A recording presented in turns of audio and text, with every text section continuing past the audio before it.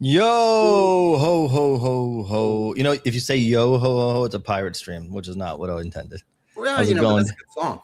It is a good one. You know what's funny? I thought of you with the music today, and I tried to have, oh, thank you, everybody. Welcome. And I tried to have some Christmas or holiday themed background music. They don't provide any of that shit. We need some jingles or something. I know. I was anything, I don't know. I almost DM'd Justin Goers, Justin, who's been so awesome at creating our intro graphic and our music. Original music they just played is Justin's work.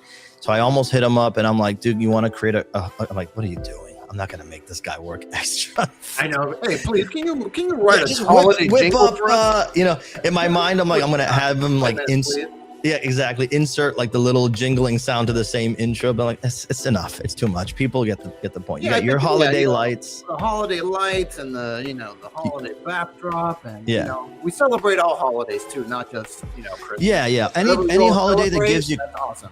Exactly. Anything that brings gifts and presents and togetherness. That's what we're doing. And all this good stuff. Yeah. Get up on your mic a little bit more if you can. Oh yeah. Can you hear me? Perfect. There you go. All right. So guys, everybody in the audience, welcome. Thank you so much for joining us. We got a big one tonight. The last one of the year, dude. Huh? This is the last one. Yeah, it's the last one. This is it. It says our Mondo Toy Talk 2025 holiday recap, but in reality, it's just as much looking forward as it is looking backwards. We have we got the whole collectibles team joining us tonight. We got a bunch of people willing to share and ready to share their favorite pieces that they worked on, pieces that they saw others work on. We're even going to tell you what our favorite releases from other companies outside Mondo was this year. So we really are just going to be talking about all that stuff, looking backwards. But Hector, we're going to look forward to, right? Absolutely. There's going to be a ton of reviews on the show. There's a pretty long list. I didn't think we'd get the okay to actually review it. Exactly. Yeah. Although I see already in the chat, a Toy Addict says 112 Ecto. No, that's not getting rid. But he also said new 112 IP revealed. No, bro, suave, dude. It's Christmas, dude. It's I mean, to be fair, we did reveal. We did reveal one over, New York Comic Con, right? That was right. But another one now on the. No. Well, I mean, there's only so much we can reveal. Yeah, this is what I said though. This is what I said. I said this is already so fun to put together and see all the stuff that we worked on this year, and getting ready to show people some stuff. By the way, giving away killer stuff tonight, you guys. Like, stick around the whole stream. But I do think this has the potential to do it again next year, and like maybe amp it up even more next year. So let's see how it goes in person next year. Well, now you need to calm down. But if everybody in the chat behaves, that's my Christmas wish or New Year's wish or whatever you want to call it. Is it this one's in person next year? All right. Well, everyone's coming to Miami. Yeah, there we go. Miami. Oh, it's perfect. It's like, but it's like Home Alone. No one wants to go there for Christmas. Exactly. All right. So let's get into it. We got a lot to do. Right off the bat, I want to introduce Jordan Christensen. Everybody knows Jordan. Woo! Jordan is welcome, dude. Oh yeah, let me see what you're wearing. Oh, yeah, come on, nice. That's amazing. Oh, that's a good one. It's the Mattel holiday collection. Yeah. Well, Jordan, for those of you who don't know, he's been on our stream quite a few times. You may have met him at conventions.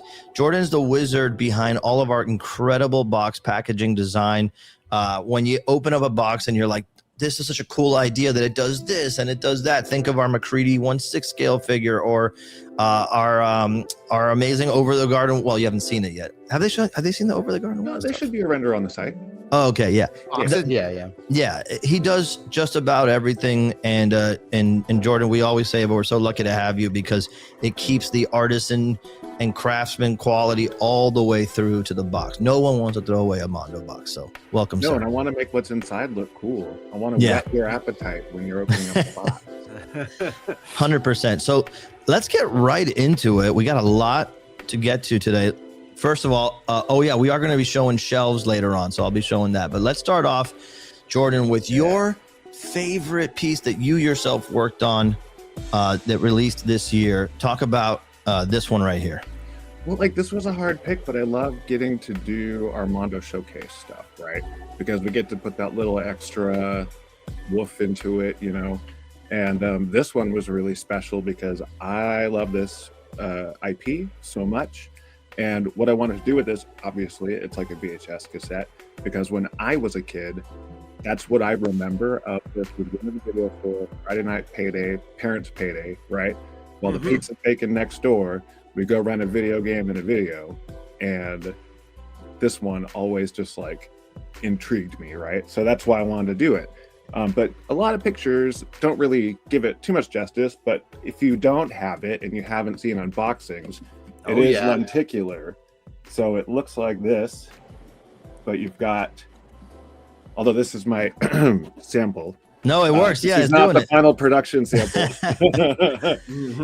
It's an awesome piece, dude. And it's, you know, it's one of those things where like you set the bar so freaking high already. So whenever Jordan comes and shows off what he's thinking about for the boxes that he's designing, everyone's always like, ooh, this is going to be good. And just the idea, for those of you who received Nato 16, it looks like exactly what you're describing, like a VHS box. You open it, you pull the actual VHS. Yeah, from the side. And it's fantastic. Yeah, exactly. And it's one of those things where it's not just an awesome box, but we talk about this all the time. People keep these boxes as display backgrounds. And, you know, you can, right, 100%. We see it all the time. And so it's a really awesome piece, and a killer one that you worked on. But then you also called out this piece, and this is not one. This is one that you didn't work on. So we're gonna, for those of you watching, everyone's gonna say their favorite piece they worked on, their favorite piece they didn't work on that came from Mondo, and then one piece from another company that was their favorite of the year. So why did you pick this print, this Sleeping Beauty print by Eva Eskelin? So okay. My whole life I've been a fan of Sleeping Beauty. I have like 3 Maleficent shelves in the house. But also Ivan Earl is one of my like inspirations, and the illustrator Ivan Earl. And when I saw that we were doing this, I just freaked out, and I had to have it at any cost. And I was fortunate enough to work at D23 that year, or earlier this year.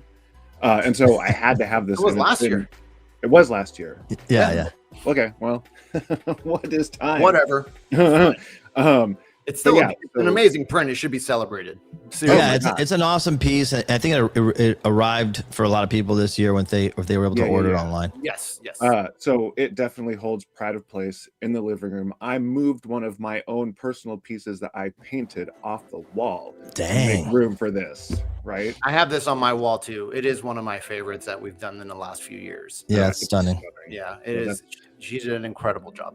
Yeah. And then Jordan, you sent me one that I actually wasn't familiar with.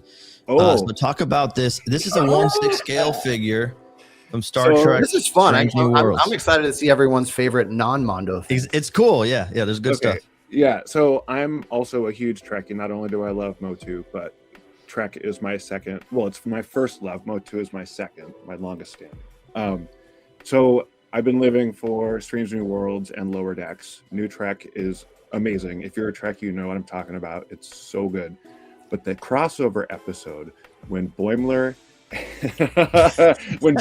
and Mariner show up in live action as the actual characters who do the voices, it was such a joyful, amazing episode. So I watch it consistently. So XO6 came out with this, and I could not buy it fast enough. They do like some of the most awesome Star Trek 1/6. They're probably the only ones who do Star Trek 1/6, right? And they're gorgeous. Check them out. And it's a Jack Quaid likeness. What's that? And it's Jack Quaid, right? It's really cool. So, and I have him right here, and he's to scale because he's really tall in real life. So here he is next to Wesley Crusher. You can see he's like almost a whole head taller. Love it. Jordan's collection is so great because it's so Jordan. Like you just look at it, even without him there. Before the stream, he got up and I was looking at your collection. I'm like, that's a Jordan collection, bro. It's curated to perfection. Curated. Yeah, it really is. Yeah. Thanks. If you crack open my head, it looks like this. It just pours out and just. Mm-hmm. Yeah, We can dude, make room for more stuff. Yeah. it's been a killer year. Jordan, like those are some great picks. It's a lot of excitement when we released those. Obviously, Brandon also elicited a lot of excitement this year with some of the stuff that you worked on, dude. You were all over the map this year, and well, thank you guys for having me in the same sandbox as everybody at Mondo. 100%. Awesome, man. But yeah, well, kind of nuts. It was hard to pick a top one because, man, no, it wasn't. Yeah, right. I mean, come on. It had to be Donnie because the 5-year-old me would kill me if I didn't pick Donnie. You know what I mean? Yeah. Like, this turned out so well, brought everybody together. And from even concept from the Kachericks day one, I just needed to be part of this, and so happy and fortunate that I got to sculpt on this guy, and just made the year for me. So really happy how this turned out. 100%, man. Hector, this one was the story of the second half of the year for Mondo for sure, right? Like this thing stole the show, the turtle line, and what can we say, man? Brandon just absolutely crushed it. Yeah, Brandon, the Kachericks, Mark on the team, so many people. I mean, it's a dream come true, like Brandon's saying, like that we got to work on something like this and put our own like fingerprints on it and really add to the really rich world of Ninja Turtles. Yeah, it's an amazing piece, and we're gonna hear a lot about this figure tonight. I can tell you right now because quite a few people, it was their favorite release of the year from Mondo. I'm blown away by it, and it just exemplifies what Mondo can be. What not only for the audience that's watching and seeing Mondo evolve. I feel like so many of you guys have been following us now really closely for the last 3-4 years, if not much longer. But seeing the evolution, man, and us pushing the boundaries of what we can do. This is a very proud moment. But then I asked Brandon, what was the favorite piece you didn't work on this year? Yeah, and man. Oh, timely choice. And actually, yeah, very timely, right? So really, man, got to give props to Brewer for completing this line and continuing to complete this line. But this Winston was always, for a blurred growing up with the love of Ghostbusters, this was the figure I always wanted. So I'm so pleased just every time I see a Brewer piece, but this one in particular hit me in my feels. So I love this one. Awesome. Yeah, it's an awesome piece, and we just got off the Ghostbusters charity stream last night. Yeah, it's an incredible fan base that they're so supportive of each other, and they do so much for the community and for people who are less fortunate. And so having Mondo, play a part, with this figure line that Alex brought into existence, and we'll talk more about it, is another point of pride for the year. Wouldn't you say, dude? Oh, absolutely. Yeah. I'm just happy we got, to Ray at the end of this year, right? And people are getting all of these in hand, and it's awesome. Oh yeah, absolutely. So Brandon, then I asked you, what was your favorite piece that came out this year that you didn't work on? And this was a good one. There we go. It's a blank screen. Yeah, awesome. This is the Jack specific Sexy Flanders. Yes. We are all huge Simpsons fans here, and love what they're doing. But why did you pick this one in particular? First of all, my wife, she's still at work. This is one of her Christmas presents, so you know what I mean? Nobody tell Brandon's wife. Don't say it. No spoilers. But I have a buddy, Johnny Newen. He works at Jack's. He actually designed this, and I just love The Simpsons, and having the fully articulated sexy Flanders, like, what's better than this, dude? Like, come on, so good. Come on. Yeah, this is a great pick. Choice. Yeah, it's a great pick, and yeah, Brandon is a hardcore Simpsons fan, like all of us, and so I'm so happy you picked this because it is one of those lines out there that everybody's so excited about, and it's easy to collect. And you can get a real potential Simpsons collection and not take up a huge amount of space. So great call. And of course, Sexy Flanders. Proper cake on Flanders. They caked them up. Yeah. They caked them up. Little Christmas cakes. Outstanding. So Hector, we're going to go to you now because you have something that you want to show off that folks haven't had a chance to get a good look at yet, right? Yeah, I think so. I think this first one, if I'm looking at our little schedule here, is I wrote a whole schedule with Hector. Thank you, by the Yeah. way. This really helps. Is going to be our good friend, Beast. Yes. Yes. Look at him. He's real, guys. He's real. He moves. Look, he's got articulated toes for people who may be wondering. This is awesome. Yeah, Beast is an important figure to be able to pose, right? And so this early sample that you're showing us off, thank you for showing us a sample, by the way, is going to kind of illustrate some of that. Yeah. So what I wanted to show off, because this is our first sample, right? And like we've talked about before, this is the great time for us to inspect things and make sure things are working right, like, you know, stuff like this. But I wanted to show off that he comes with different accessories. So you can pop his arms off. Right. And you now, why would you want to do that? You can get Beast in his lab coat. Sorry. This is the way. No, this is the way I will be displaying. Oh my God, dude. So you can get Beast in his lab coat. That's like his Superman with his cape. You got to have it together. Right. That looks great. And then I wanted to show off a different accessory that we added because, you know, we're 92 is, you know, one of our favorite animated shows. And I like this comment, by the way, from Red Priest 76. Absolutely. What was that? There was a comment. Oh shit. Just bear with me here. I'm Yeah. trying to put him together. No, it's an elaborate piece. There's a lot of options. You know, Alex really went to town on this thing and making sure that you can get the setup that you want out of something like this Beast figure. It's really, really rad. And, you know, having these kind of options encourages that, you know, revisiting the figure. You have it on your shelf for a while in one look, couple months, you're like, you know what, need a refresh. I'm going to throw the lab coat on. You know what? I got to get the backpack on. Look at this thing, dude.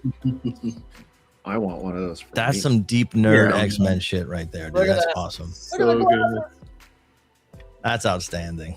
I love it. This is one of my favorite X-Men figures we've done. We've come a long way with X-Men, and to get the Beast and get to do it this way is awesome. Like, this is the Beast I love from the show. And, you know, again, Alex Brewer crushing it with this. And yeah, he's just awesome. Shout out to Mara and Chetta for her amazing paint job on this figure. She's awesome, and she's been working with us for a long time. So shout out to her. Yeah. So that's Beast right there. Hold it up for the screenshots for the groups. They like to do a little screenshot with you in it. No, they like to have you in it. You got to have the head. There you go. And screenshot. There you go. Good. Yeah, right. So yeah, that's an awesome reveal. You know, people know Beast was coming, but we were so happy to be able to kind of take this point where you got the early sample to review. Let's show it off. You know, let's show off some of the cool accessories and swappable parts. More of that coming tonight, you guys. So stay tuned. We're going to say goodbye to Brandon and Jordan for now. I'll punt you guys to the green room. You can stay, and I'll bring you back if you are. But I know you guys got important holiday plans, and good for you, man. You can't just be at a desk all day. No, they have lives. I know. God bless you. I'll see you guys in a bit. Later. Oh, I soloed him instead. See you, Brandon. It's all Brandon. Awesome. That was awesome. So, dude, really, really awesome. I got to bring in Nolan now. Everybody knows Nolan. Everybody loves Nolan. Nolan, welcome, sir. What's up, y'all? Nolan Fleming. Nolan has quietly revolutionized what a badass booth looks like at a convention this year. I think it's safe to say that. And I wanted to take a minute before we actually got into Nolan's picks and kind of highlight some just how Mondo presented itself this year at Comic-Con and Designer Con. I think you made us look better than we've ever looked, frankly. Yeah, I mean, it was exciting. I was just gonna say, it was exciting to kind of get to flex and kind of just like kind of go all out and try some new stuff and just, you know, let Mondo be Mondo and do its thing at the shows. So it was really exciting to try all that stuff out. 100%, man. And I'm just proud that people are starting to know you and your work, so that when people see the Mondo booth, they're not just going like, oh, the Mondo booth looks great. They're saying, damn, Nolan crushed it. Because that's what we like here. We want people to know who's behind the work and for you guys to kind of understand that there's a lot of personality in the work, a lot of, you know, independent choices that are made. And that's kind of the Mondo thing, man. We encourage that acknowledgement, and for folks to really understand what makes artwork and an artist and their hand visible in the piece. So dude, right out the rip, showing up with a neon light at Comic-Con was so awesome. So these signs were great, but the booth, man, this was right before the chaos at San Diego Comic-Con. Tell us a little bit about the idea for the booth this year. Like, just quickly run us through some aesthetic choices. Yeah, I mean, definitely. I mean, some of the kind of general visual direction that we've been playing with this year is kind of this throwback, you know, 80s, 90s terminals from movies like, you know, Terminator or Alien, and some of the, you know, the Mondo favorites, some of the stuff that really inspires us as a brand, and bringing that into the brand direction overall.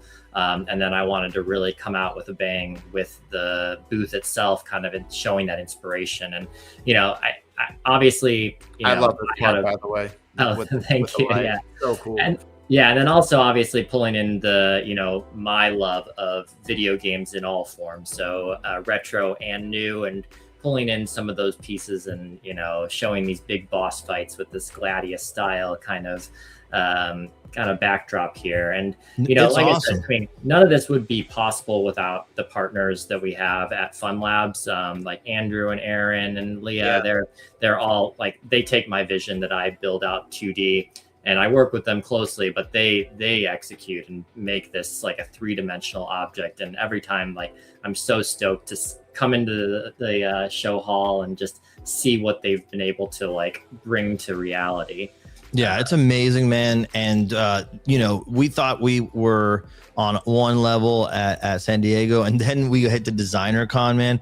And this is just showing a couple booths because the whole year was killer. But the Designer Con booth was our tribute to Godzilla for the 70th anniversary. So the whole booth was Godzilla themed.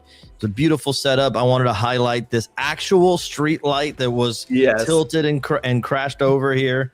But man, just getting the look at some of the amazing illustrations that were here, like the flipped over car. We've said it before, Nolan, but I absolutely love your illustration of Godzilla. I think it's like really outstanding. And this felt like being on a little mini set, like a little show set, like having the brick walls and the broken pieces. Just a killer piece. And then a great photo op in the back. People were using to take photos. Awesome stuff, man. And congrats, dude, because you always do make us look outstanding at these shows. But I reached out to Nolan. I said, give me your pick. What did you work on this year? Of course, outside from these killer booths that you really wanted to highlight, and talk about this, Nolan. This is exceptional. Yeah, thanks. I think so one of my favorite shows of so my favorite project of last year, which I talked about, I think on the same exact podcast, our last year version, was Scavenger's Reign. And after Scavenger's Reign, we made a really good connection with that team. And they went on to make Common Side Effects this year, which was my favorite animated show of this year.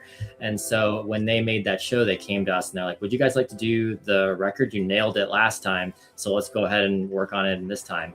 And so I was immediately stoked, because it was just, like I said, one of my favorite shows of the last 2 years. And so we wanted to bring the same kind of effect to it, bringing in kind of these pharmaceutical elements, pulling in some of the similar effects that we had the last time around, but, you know, pulling in that like pill bottle with the pill, the label on the front there. And then I don't know if you have the back image. I only have this one, but yeah. Fine. But anyways, if you go to the website, you can take a look at the back, and I illustrated out a full medicine cabinet, which is the track. You did. It's amazing. And it is. That was super fun for me, and I really enjoyed doing that, and it was the most exciting thing I worked on this year for sure. Yeah, man, it's a great piece. And again, we're not necessarily doing like a sales show, but anything you see, there's a good chance some of it is on mondoshop.com, so you can head over there and check it out. Soundtracks are always great gifts for yourself or for someone else. And like Nolan says, they're full art pieces. They're fully thoughtful art pieces that invite exploration and really interacting with it. So I think it's a great selection. And then Nolan, something that you didn't yourself work on, but you're a huge fan of. Why did you pick the Over the Garden Wall figure set? I mean, there's so many good reasons to pick it, but I mean, y'all absolutely killed it. Brandon absolutely killed it. The whole team, everything you guys put into this was absolutely beautiful, and it was, you know, exactly what I always wanted out of an Over the Garden Wall figure set. Y'all nailed it, and I just happened to be lucky enough to be in the same room with you guys when you were doing it. So it's beautiful, and you know, I think the expressions, the you know, the attention to detail, like, you know, one shoe being the wrong color because he put on the wrong shoe when he left the house that day. It nailed it. It's incredible. So it's an outstanding piece. It made huge waves for us. We've talked about it, Hector. A whole new audience showed up for the first time to the Mondo's website to pick these up. And Over the Garden Wall fans, stay tuned in this stream. We have some really exciting stuff to show you. Nolan, this one I need you to explain, because I asked you what was your non-Mondo release of the year. It could be anything. And I went and I clicked on it. I didn't know what I was looking at, but it looked cool as hell. So what is this? So this I pulled from, so this is a release from this company called Lost in Cult. Okay. And it is a company that they do, you know, similar adjacent stuff to us, but they go kind of deep dives on indie games. And if anyone knows me, they know I'm like a massive indie game fan. And one of my favorite indie games from 2024 was this game called Mouthwashing. Mouthwashing is this crazy, like, it's about like space truckers essentially. So it's got an alien vibe, but it's more psychological horror. So in their mind. But anyway, so Lost in Cult did this really cool physical release, not a physical release of the game, but like a physical booklet and deep dive into the art and deep dive into the kind of the design and artistry of the game. And the game had this really cool throwback style, you know, like I feel like for the past 10 years or so, people have been throwing back to like 8-bit, but now we're getting to the time where people are throwing back to like PlayStation 1 graphics. And so funny, it's a cool, weird thing. Isn't it's awesome? I'm gonna check this out. Yeah, I was gonna say, like, Nolan, maybe you can put a link in the chat for some of the folks later on. I did not get a time to link everything, but I think it's worth checking out. So if you guys, everybody in the Mondo team, as you guys come in and you piece out, if you want to put a link in the chat after you say your piece, please feel free to do so. Wonder Weasel says mouthwash is so good. So yeah, it must have resonated. Awesome, dude. Thank you for that. Yeah. Now, you're welcome to stick around. Hector, you have another show and tell, and this is a big update, and I'm excited for people to check it out. I'm going to be very careful because this is literally a painted 3D print, so it's very fragile. But I did want to show off. Oh, dude, our big boy over here, Goliath. Mark Bristow here on the team just finished this not too long ago, and I'm in love with this figure, and I just wanted to show it off. I thought it'd be a great time to share how incredible it's looking, and there's a ton of accessories and all that he's coming with, but this is what I'm showing off for today.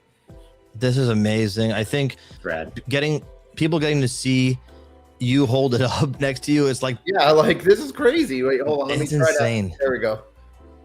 The comments are coming in from Sebastian Thick.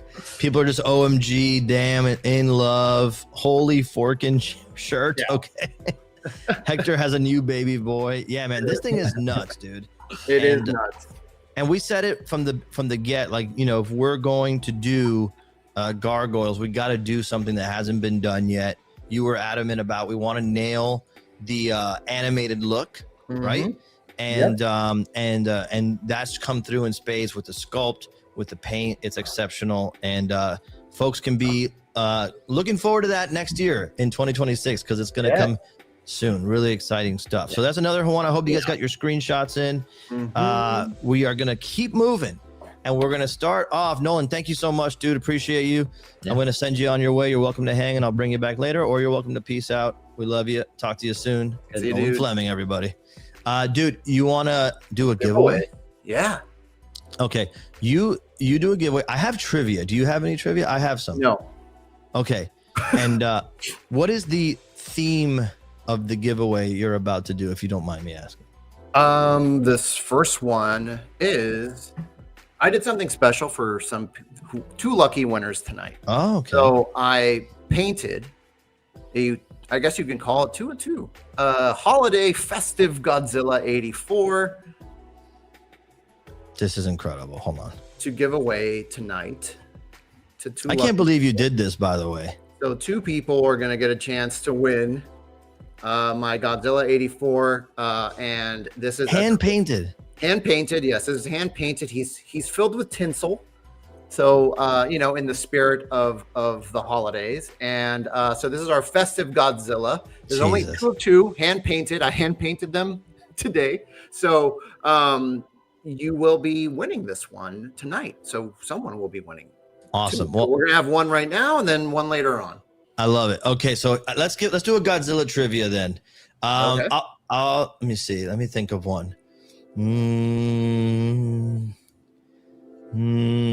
Who is the first non-Godzilla kaiju to battle Godzilla in the Showa era of films? Oh yeah, that's a good one.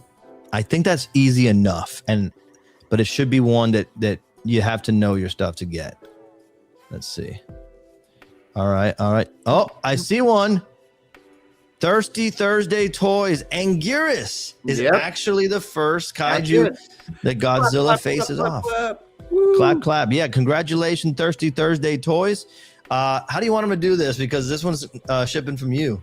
Yeah, so what we're going to do is, just so everyone knows, everything that you win today is going to ship after the holidays. Okay. So just bear with us. You will get your prizes, but it will be shipping after the holidays. And just email support@mondoshop.com and let them know what you won. And let them know that you won on the stream. And then we'll figure it out from there. Yeah, Mac and Trevor will come and check and verify, so don't get squirrely. If Thirsty Thursday Toys, you just got to prove it's you. 2 of 2. That's amazing, dude. That's amazing. That's a really, by the way, no idea that you were going to do this. And I can't believe it's outstanding, actually. It's like a really great take on it. Yeah. Thank you. Yeah, he's fun. Yeah. His spikes are clear and everything. So amazing. So there is the first giveaway out the gate. We're moving. We got a lot to get to, so we're going to keep it going. We're going to bring in, actually, before we do, I wanted to take a second, if you don't mind. Hector, we have a lot of people, who celebrate our work, collect all these figures. And I asked the group this morning, I said, hey, why don't you guys take some pics of your shelves? And I'd like to highlight a few of them. Cool. So right off the rip, the great Josh Frost took a picture of his new setup here. He's got a lot of 1/6. Some great MOTU pieces, some Spider-Man pieces, X-Men. I love the lit up shelves. It's always a nice feature. We got Mike Ross chiming in. Oh, so this is a totally different take. So he's got a lot of good the Godzilla stuff here. Really nice legendary pieces. Godzillas that I did. Yeah. Looks like he's got almost all of them, but that's killer right there. Yeah, he's got all 5. Yeah, he does. Nice. And then so Ryan Cook is getting set up with a classy display. Ooh, this is going to look nice. This is nice with the Batman figures here. Yeah. Really great. So yeah, we're going to go throughout the night. I'm going to be showing Hector, look at that. Oh, that's so cool. Colton Harrison. Is that all of them, dude? It's 8. He's got both trendies. He's got the first one. He's got the super. Yeah, that's all of them. Yeah. That's Space Godzilla Elite. Mm-hmm. Hell yeah. So Colton Harrison, thank you. So yeah, throughout the night, we're going to show some of those off. And I'm excited about that because it's cool to see how you guys collect, what you collect, how you arrange it and set it up. So really, really fun. All right, let's bring in a man who needs no real introduction. An incredible painter. The guy is like the real deal. He knows his stuff. He's not just, copying what he sees on the screen. He understands his color theory. He knows how to do it. The great, the invincible, Mark Bristow. Welcome, sir. Happy to have you. I might be copying what I see on screen. But no, you do it. I say that because you're doing it with a couple months ago, you made a comment and I go, this is a guy who really gets it. And I knew you were incredibly skilled and were executing at a high level since I've not seen your work. But you made color theory references. You were talking about how if you're incorporating a certain hue at this part, you want to figure out a way to involve it elsewhere so it doesn't look like a random choice. And it made me very proud because I think that kind of stuff comes through, but it's not appreciated usually unless you know those things. So you're the man is what I want to say. Thank you. But Mark, let's get into this because Okay. I asked you, you've had a killer year. And I asked you, what was your favorite piece that you worked on this year? And much to nobody's surprise, you also selected the 1/6 Donatella. But from a painter's perspective, what do you think was so great about your contribution here? What did you feel you achieved? What made it your standout? Yeah, bear with me. I have a little brain fog. It's been a week. You're good. But just the ability to capture something old and familiar and inject something new. That's really it. It looks like something we grew up with, but it gives us something new. We've had these for decades, and this is the Donatello we know, but he's new. He's got something new for us, and like I said, this is the film we want. You know, it's what we want. That's mostly it. You nailed it. Yeah, you nailed it. It's the Donatello we know, but we also knew. That's a great way to put it. He's still a teenager, but he grew with us. Yes, a little bit. Yeah. I think that's exceptional, and we've talked about it, and people are just absolutely in love with what you were able to achieve here. Yeah. And so everyone's excited about this. I'm glad you selected it. And then I asked you, of the pieces you didn't work on, what was your favorite? And you selected Over the Garden Wall. Yeah, both the sets is both one sets. set. Yeah, I'm cheating. Yeah. I'm not following the rules. You don't own me, Peter. and so this is an exceptional piece. I love this piece. We all love this piece, but what drew your eye to it specifically? First of all, I wasn't familiar with this license. My apologies before we worked on these. You're not alone. A lot of folks said the same thing. The 2D art's like other cute little, cartoon characters. They're really cool. Everyone loves a pumpkin guy. But when I saw this designs coming in and what Brandon was doing with them, I was like, these are going to be a little different. And I started seeing like what the colors could look like, even though I wasn't going to work on these projects. I was in Ghostbuster land at the time for Comic-Con. I was just really curious to see how these muted tones would be captured. And the crazy thing is Mara and Chetta worked on one and Scott Beardy Akers worked on the other. Both incredible people that we work with. They're fantastic. And they have no communication between the two, not working together. They're cohesive. They're perfect.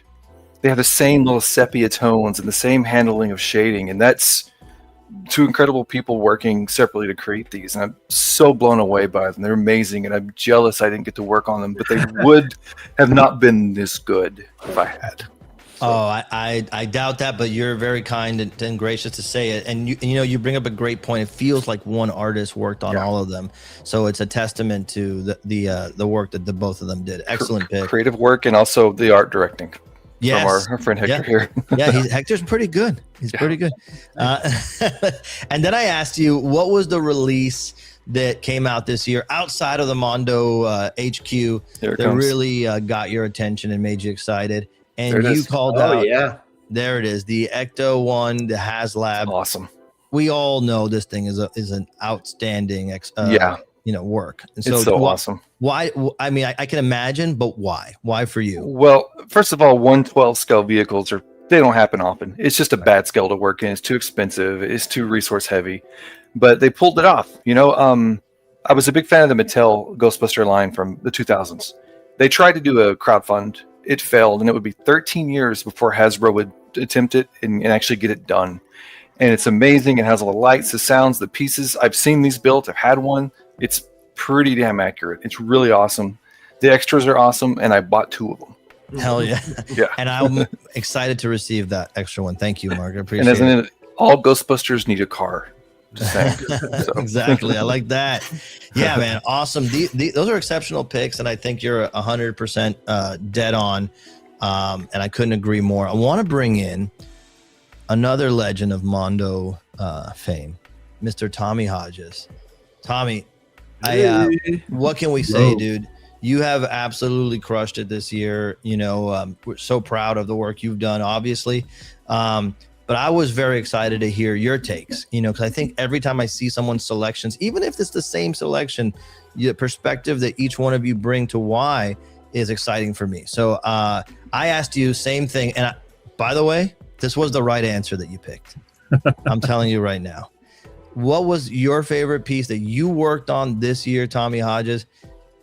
And you said Goddess. And dude, let me tell you something real quick.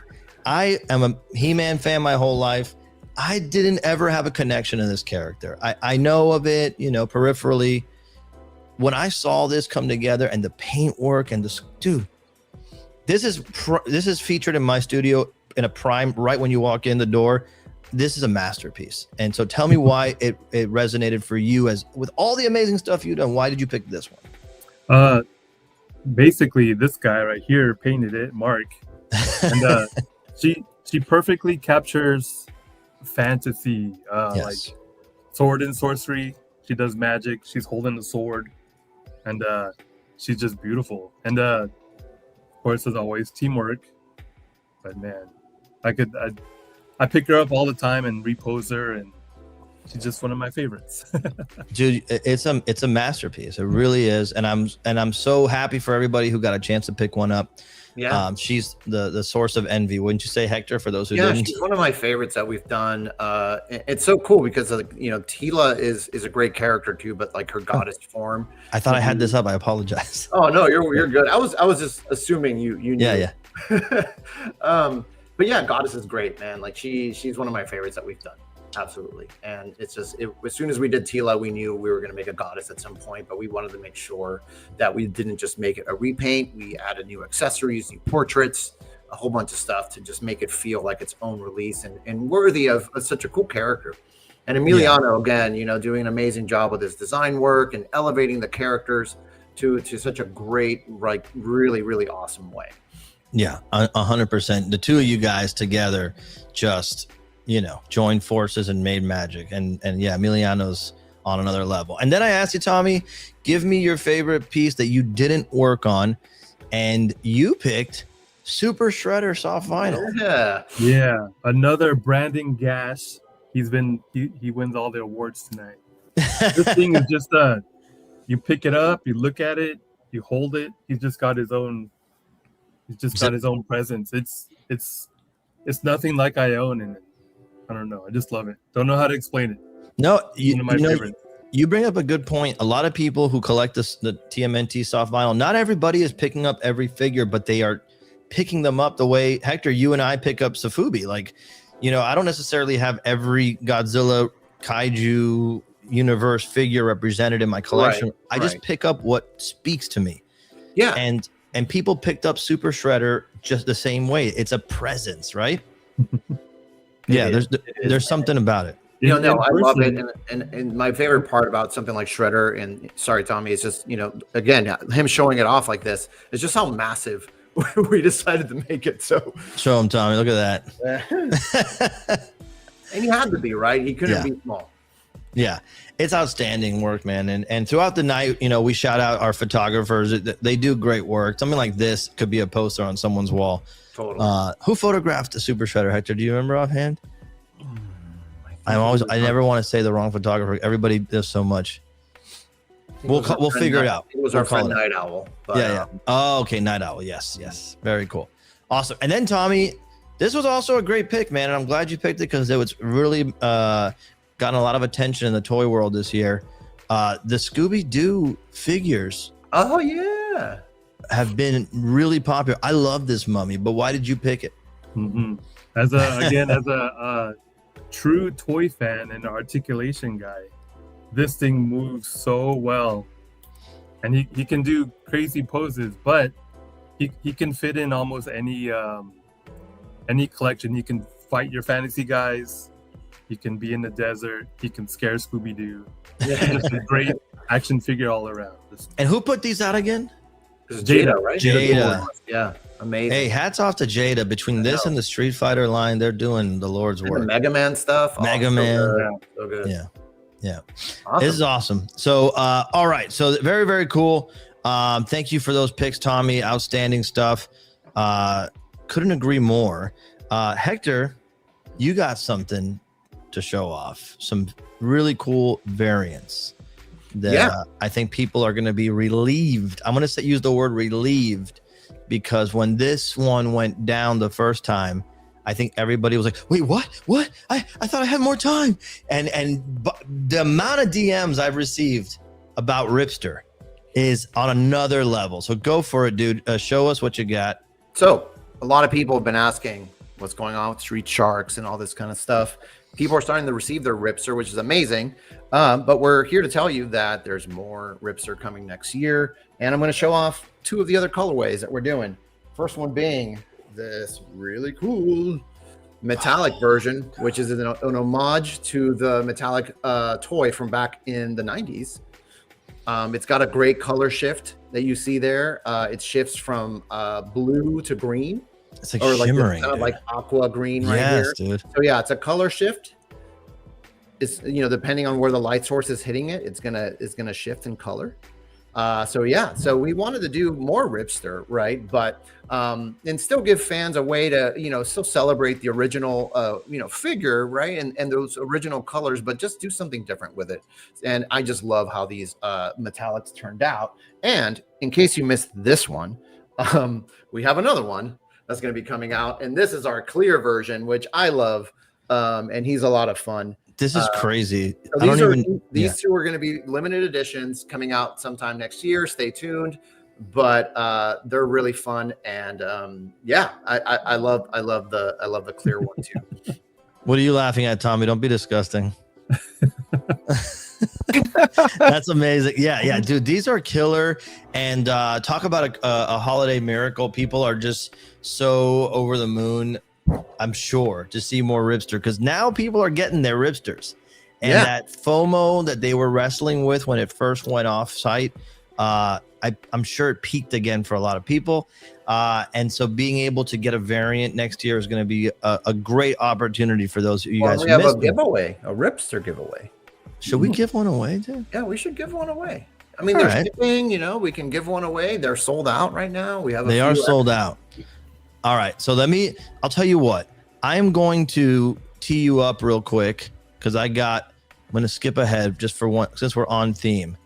I'm going to pull up a trivia question. While I do, why don't you tell us a little bit more about this Street Sharks reveal? How about that? Is that cool? Perfect. Boom. Talk to us about this, dude. Yeah. So I don't know if some of you saw that we announced Streaks over at New York Comic Con. At least I think we did. If we didn't, then I'm pretty sure we did. And we showed off the concept art by the amazing Aaron Connley. Now I wanted to show off the sculpt. Brandon Gash coming back to do another Street Shark, and he's just crushing it. And I love this figure so much. I love how it's turning out. It's a fun one to show off that we're going to be releasing next year. And the sculpt's incredible. Brandon just crushed it. Also, the homage to I don't know who was a Street Shark collector back in the day. I loved Street Sharks. This Streaks with the hockey mask. It wasn't the first one that came out. I think it was a series 2 later on when they were more pre-posed and all this stuff. This one with a hockey mask was my favorite toy for a good year when I was a kid. So the minute we decided to do Streaks, I knew we had to include just this helmet. I'm sorry, the hockey mask, because it just looks so cool. And it's a fan moment, and I hope you all appreciate something like that, because I'm just really proud of how this turned out. So shout out to Brandon. I can't wait to get this out and painted and all that stuff. It's going to be awesome. It's an amazing piece. And this one, like some people were saying in the chat, it's so 90s. It really is. It's it's that aesthetic in spades. I have a trivia question. Perfect. This one shouldn't be that difficult. Okay. What year did the animated Street Shark show debut? That's it. What year? It's just 1 year. That's a quick Google one little year. The first one who gets their Googling fingers warmed up. There it is. A little bit of whimsy, 1994. Absolutely correct. Right on. And you have won yourself Ripster, right? The original version of Ripster that is now shipping. We're going to send you one of them. Please email support@mondoshop.com. And remember, all the stuff shipping after the holidays. Yes, right after the holidays. Early next year. So you can spend Christmas Day clearing your shelves for Ripster. That's a nice activity. Hell yeah, that's an awesome piece, man. That's a great giveaway and a great reveal. Let's move on here. All right, Tommy, Mark, love you guys. Thank you for joining us. I'm going to send you back to the green zone. Bye. Awesome stuff. We got some other. We're going, man. We're going. This is right. This is the stream. This is the one. This is a big one. We're gonna go big. 100%. I want to bring in one of my favorite people, Mr. Joe Allard. Joe. Hey. I love it. How's it going, buddy? Good to see you. Yeah, good to see you guys. Thanks for having me, man. Of course. Joe, for those of you who don't know, Joe is, I would say, like, man, you're like in the pocket. You are doing concept art that is getting us approvals from studios that may not otherwise, but you nail it every time. You give, they get confidence seeing your work, saying, okay, these guys are going to execute. You got a storied career. You've painted packaging art for the best of the companies. You're a journeyman, bro. You're like a legend in this business. And so when Hector said we're bringing Joe Allard on board, I said, dude, come on. It's too powerful, dude. It's not fair. But Joe, thanks, brother, I appreciate it, man. It's an honor to work with you guys. You and Hector have assembled the Avengers of the toy industry, and I'm just stoked to be here, man. Thank you. 100%, man. It really is an honor to have you, dude. Hector, what would you say makes Joe so exceptional to have on a team like ours? Because I feel like he plays an important role. I know. Try to sum it up in a sentence. I know, seriously. And like Tommy, Joe has actually been working on Mondo projects even well before I was here.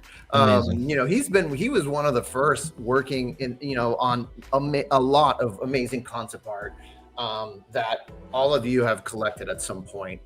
So Joe's been a part of Mondo's toy DNA from the beginning, which is awesome. So when we had the opportunity to bring someone on, to help us in this capacity, Joe was like the first person I thought of, because it's like, Joe's, you're amazing. Everything you do, your concept, your art, your just work ethic, everything is incredible. So. It's also like one of those old like rotisserie chicken ovens. It's like set it and forget it. You go, Joe, we need blank. And he's like, don't say less. And he just comes back executed. And Joe, I asked you, what was the favorite piece you worked on this year? Yeah. And excellent choice. I think it was a smart one to choose. You also chose Over the Garden Wall. And it proves what a team it takes to pull something like this together. Why did you pick Over the Garden Wall? Right. Well, to be clear, I'm chapter 2. Okay, I'll hit you up with the chapter 2 okay. show. There you go. But so this show, there we go. This show, man, it's just one of my favorite things ever. And admittedly, I was late to the game. Like, I was blown away to find out that this was 2010 or something, 10 years ago, 2015. Just blew my mind. Like, I knew it was a few years old when I heard about it. And then when the job came around from Hector and I had the opportunity to work on it, I was just stoked beyond belief, because I just love it so much. And it gave me a chance to rewatch it, and just sitting here doing the concepts, like watching it on my screen while I'm working and like immersing myself in the world was just so cool. And it's just, the character designs, the feeling, everything is just so much fun. I love the retro vibe. I love the muted tones. The Halloween autumny vibe it's got going on. I just love everything about it. So you can't go wrong, man. No, not at all. And it was just, you and Hector just set up the project with just the greatest, piece count and ideas. And it was just a lot of fun to execute it and to live in that world for a while. Absolutely. Yeah. And people couldn't be more stoked. It's great. And we have more to show you guys tonight, so stay tuned. But then I asked you, Joe, again, what piece that you didn't work on really stood out to you? And you also picked Donatello 1/6. Like, you have incredible taste in figures. Why did you? You do, right? Because you're obviously you work here. And so what made you pick this specifically? Because I feel like you're someone who's seen it all. Yeah, well, to Hector's point, I worked on the very first 6-scale turtles that Mondo put out. I designed those Mirage themed, turtles. Grails for a lot of people. Yeah, by today's standard, they're maybe a little out of date or whatever, but I still think at the time they were huge. Mm-hmm. And it was just so much fun. Nobody had really done a comic book version, in that size or detail. So having done that, however many years ago that was, just to see this take place or take shape as a spectator who had nothing to do with it was just amazing.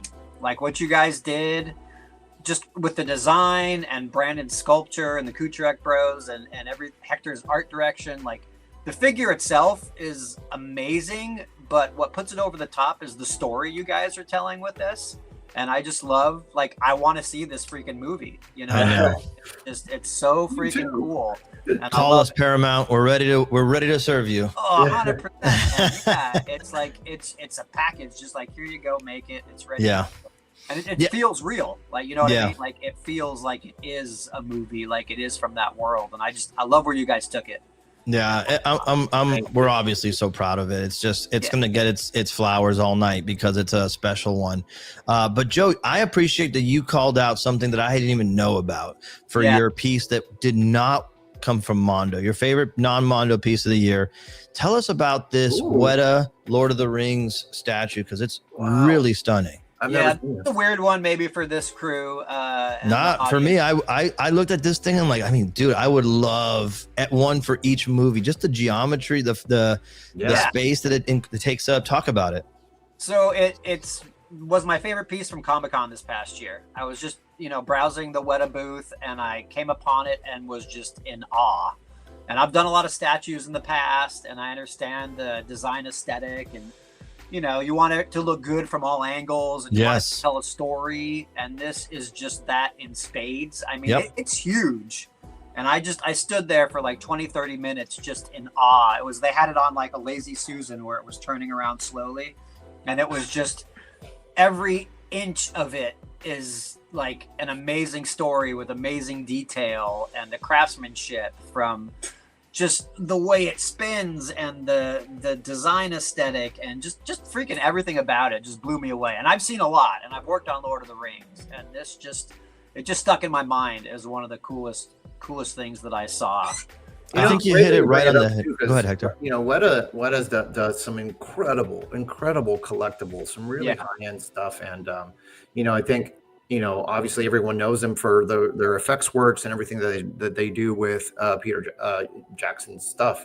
But this is just amazing, and shout out to them.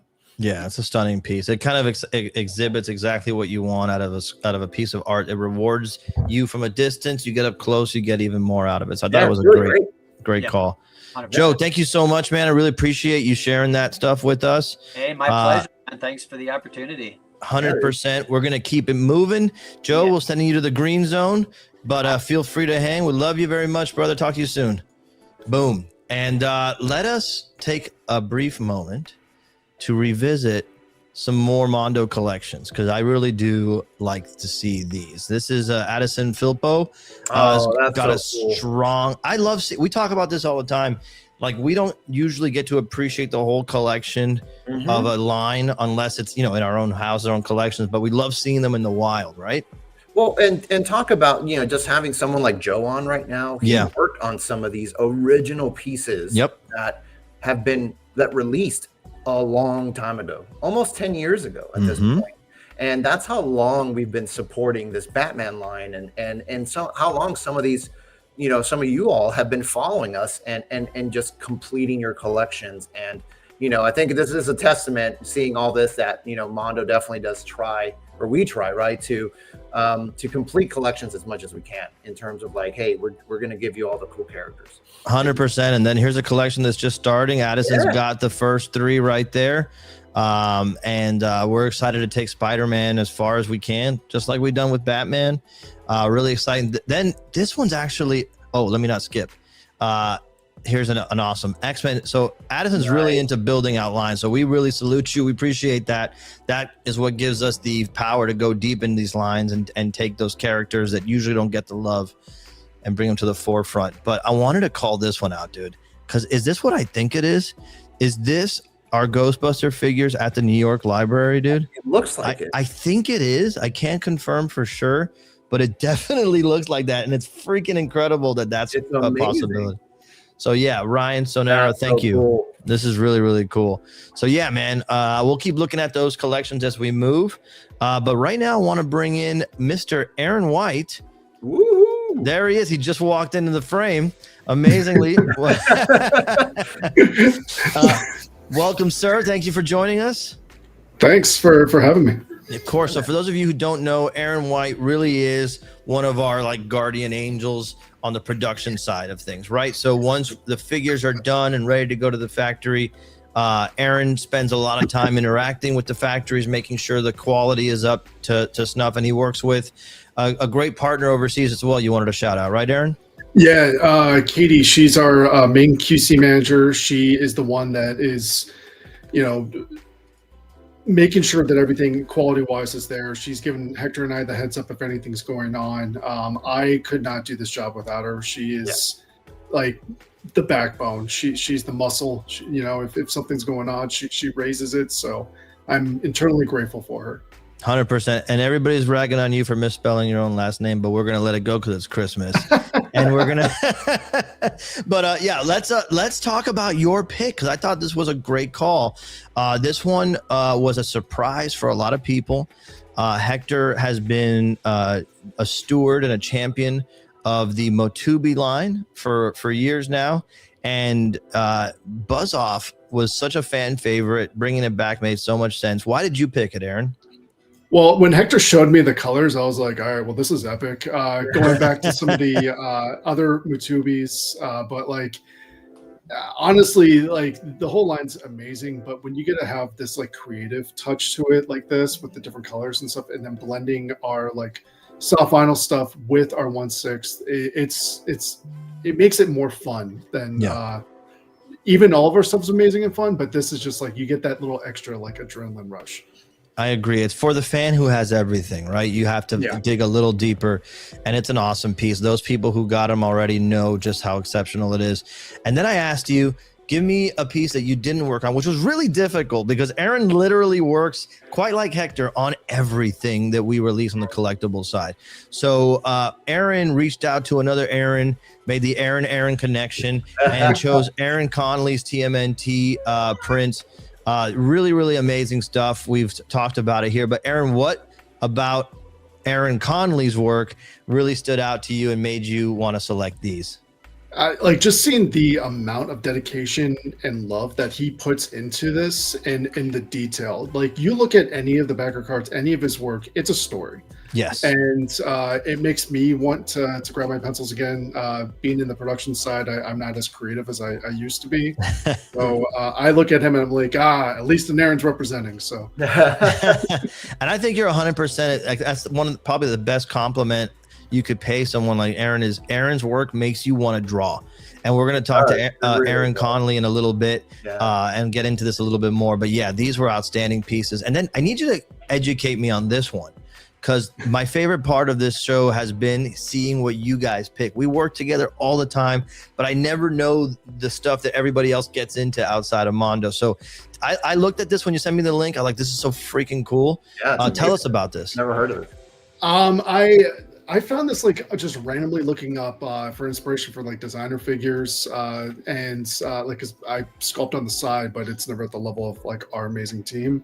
But seeing this type of stuff where you're getting kind of like the Gorillas-esque type of thing in an action figure, and the mix of soft goods with this really like stylized thing is fun, and it also has like a little magnet for his little buddy. So it sits on his head. So I'm just like, yep, that's fun. So. And this is we want to shout out the company. This was on BBTS, Big Bad Toy Store, when you sent me the link. I don't know. I think it's sold out now. A Blackhorn. Is that the name of the company?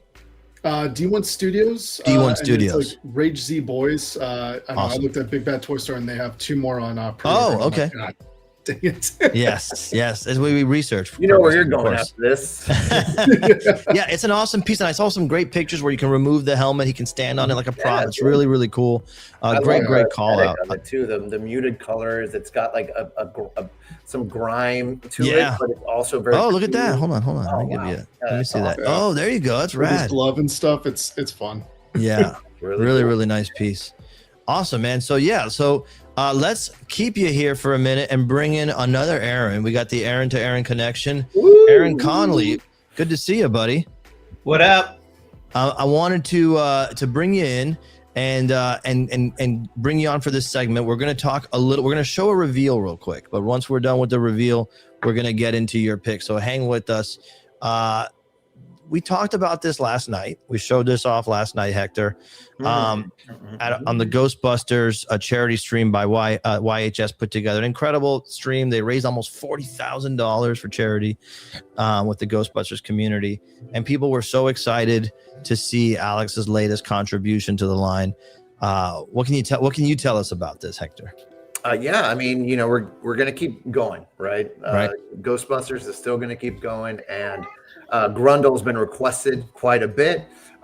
We mentioned it yesterday on the stream, but we were thinking about putting him in with Ray, but we wanted to give Ray something a little more unique and something a kind of more of a deep dive into that show. And so Grundle was going to come, and I think it's great for it to come with Louis Tully. 100%. Yeah, it's a great piece. I'm super stoked. Slimer with the backpack with a proton pack. Yes, that alone is like newsworthy, right? I saw so many people talking about it. A really, really rad piece. We wanted to bring it up again here tonight in case you guys didn't watch that stream and didn't see this reveal. But yes, Louis Tully and Grundle and co. coming next year from the real Ghostbusters line. Super, super excited about that. But we said we're going to talk a little bit about Over the Garden Wall too. Hector, what are we looking at here, bud?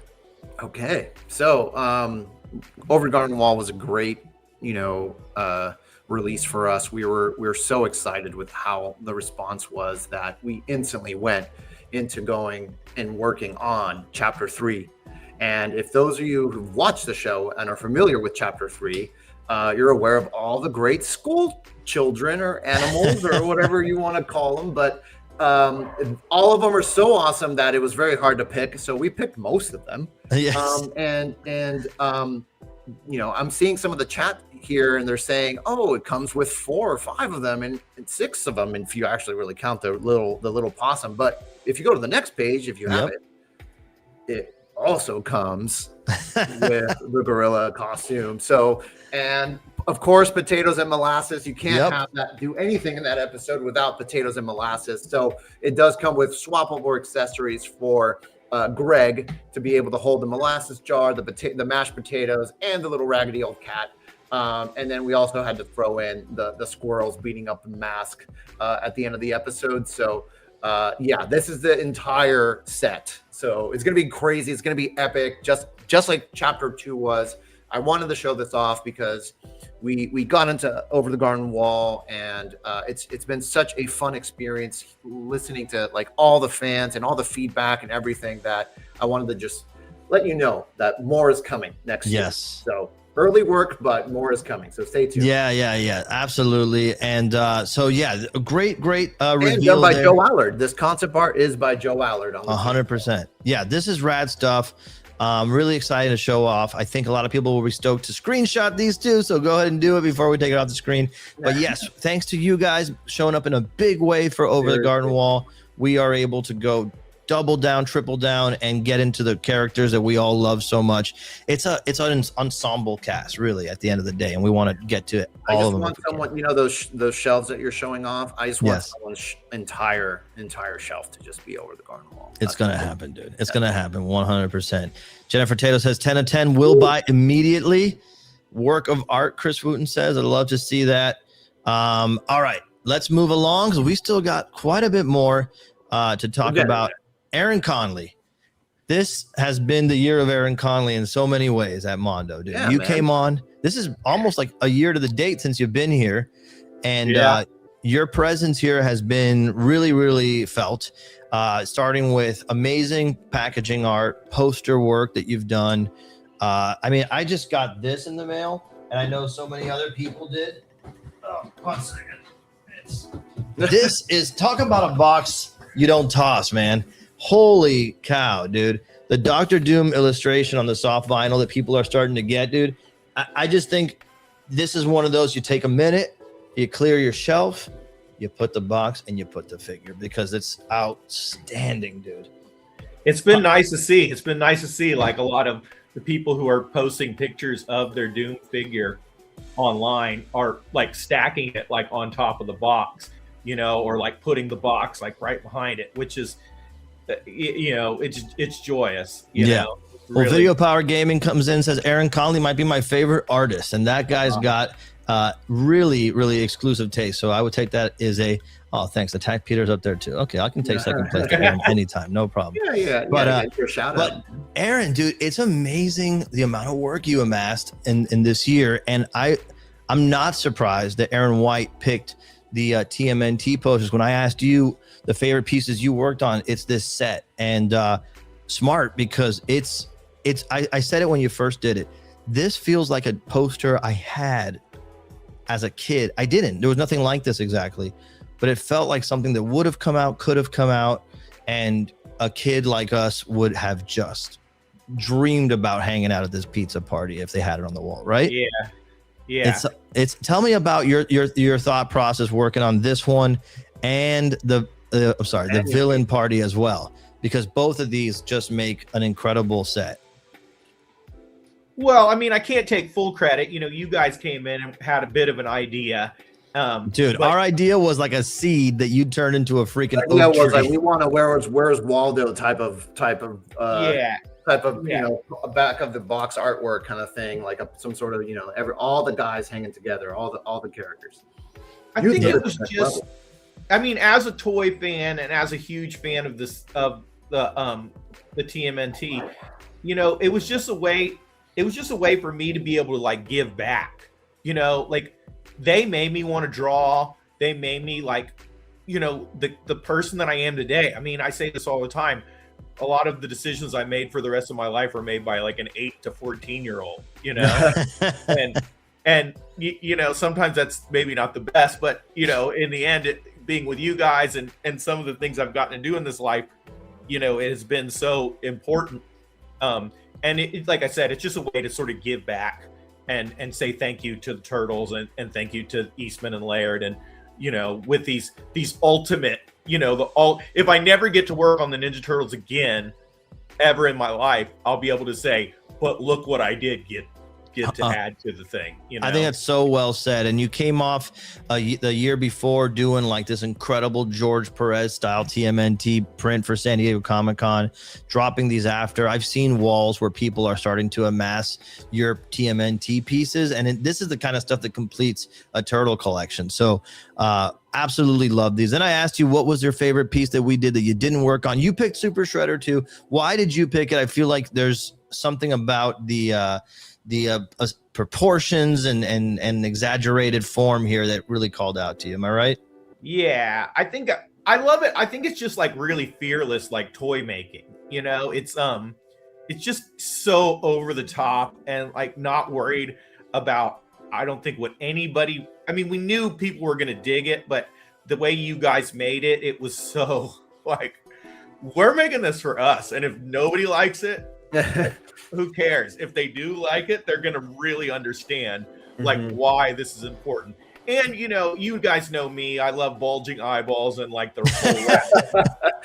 Yeah, the whole rap think sort of style. And there's something very much about this Ninja Turtles line that it's like, you know, you want to see these guys like almost in drag racing, you know, things. Yeah, that's a good point. Yeah, it does feel like that at Ed Roth aesthetic. Yeah. And so, Aaron, then I asked you what came out outside of Mondo that really caught your eye, and you selected this Dracula Shredder from NECA, which I thought was an awesome call out. Really cool. What stood out to you about this one? You know, it's crazy because I didn't buy any of the other like classic monster mashups, and I love the Turtles and I love the classic monsters. Yeah, shout out Groman doing some great designs on those. Yeah. I have never been a big mashup person in general. You're the kind of person that keeps your food separate on the plate. Rice over here, meat over here. My dad likes to mix it up into a big mush pile, but you know, we can interview him next time. Done. But there was something about this one that it was such a special design. It could have almost been its own like new character. I agree. You know? and that mask is like freaking really awesome. Mhm. Yeah, it's like there's something about this guy that's just like, what? Like he could almost like show up in a Shaw Brothers movie and like kick ass, and you would be like, that was the best Shaw Brothers movie I ever saw. You know, it's inspired design, right? And it didn't have to be a part of Dracula or the TMNT. You know, it's just a lovely design, I think. 100%. I absolutely love it. That was a great call. We love NECA. They do incredible work. We say it all the time. Like, how do you do Turtles after NECA? You got to do something that doesn't exist, which is what we did. But you guys are the best. Thank you so much, Aaron and Aaron, for joining us. Aaron, you guys thank you for the work you've done all year, man. You all do, man. Yeah, love you guys. Thank you All all. right. Thanks, Send to the Aaron. green Thanks, Aaron. zone. Boom, boom. All right, Hector. The word on the street is, speaking of turtles, you got some cool turtle stuff to show. Oh, is it that time? Okay. That's that time. You need to go somewhere? I'll hold up for a second. Yeah. I need a move because this thing is Okay. crazy. I don't think you've ever seen this, Peter. No. Like the box that it comes. Nope. I'm gonna give you a I want to see you struggle to pull this thing up because this thing is nuts. You guys ready for something crazy? Oh my god, dude. You guys are ready for this. Let's go. This is our reveal for an upcoming soft vinyl collection that you'll be able to get in one go. Let me open this giant pizza box. If you're a turtle and you gotta go get some pizza up on the street and layer, it's our version of Undercover Turtles coming in this 4-pack, super limited edition next year. And all new head sculpts, new colors and paints on the figures, and they come with the fabric jackets. Let me open one of these guys. yeah, check that out. What are you doing showing plastic? One second. This is crazy. This thing is so big. All this needs is for Jordan to ship it with table legs, and then you'd have a nice little table for yourself. So here we have Donnie. I love the tailored soft goods coat. Mm-hmm. A nice cut in the back. Yep. For the weapons, Yep. great. You put the weapon, and then you've got the hats. Very important. And I love the color. This is, by the way, the paint application on Donnie here. This is like an homage to the Playmates colors. Absolutely, yes. All of them are, in fact, in this set. This is okay. an homage to those original figures. This is Donnie, and he's looking awesome. The coats are removable, so if you don't want to display them with the coats. So let me highlight that. It's not just that we slapped coats on these turtles. These are brand new colors, and am I right? These are new head sculpts. Yes, brand new head sculpts from the amazing Alex Brewer. Yes. And shout out to Esther, who did an awesome job on these coats. I haven't put the little belt through the loop here, but you can put it through this little loop. Yeah. Angle there. But yeah, you can remove the coats. They have these little slits back here, so you can still display their weapons. Leo here. Looks so good, dude. And let me get the graph out. What is it about turtles with trench coats that makes us all so excited, dude? Dude, I mean, it's like, well, you know, something that we were very adamant about too is making sure that the trench coats didn't feel like overly baggy. Yeah. We definitely wanted to capture that vibe of the original toy on the undercover Donatello, where the trench coats almost looked and felt like they were too tight, for the characters. So, and here's him with his hat on. The classic one, yeah. Yep. And so then we can go and show off Mikey. I love that for variants, they really aren't variants. They are like new head sculpts, new colorways that match the original Playmates colors. Dude, look at that. Alex gets turtles, dude. Well, right? We definitely wanted to have something different from Mikey this time, because the last one we did was a really like playful, playful head sculpt with his tongue sticking out. Right. And with this one, we wanted to, bring in one of the more, an homage to the original toy, which is a little more angry, ready to fight. Yeah, good call. And this is him with his hat on. I love it. I love the hats feel so snug. Yeah, they fit perfectly. That's amazing, man. Play his nunchucks back there. And again, all the coats are removable. But yes, so at some point next year, stay tuned. This will be available to purchase, all 4 of them. In this wait, hold it up again. That's a screenshot right there. Do it one more time. It's the And same, for the groups, the same box. So I hope one day someone brings you a printed photo of you holding out these to sign at a convention. sign. Yeah, this is awesome. Really, really rad. So yeah, this will be next year at a time that we will talk about later on next year, but it'll probably be pretty limited if I had to guess, because that thing is not easy to lug across the country. UPS will protest though. Yes. Strike. We have a giveaway. We have a giveaway, dude. Are you ready to do a giveaway? Yeah, let's do it. What are we Look, giving give away? me the theme real quick of your giveaway so I can get the trivia up, because I have some good ones here. So brought to you by the team.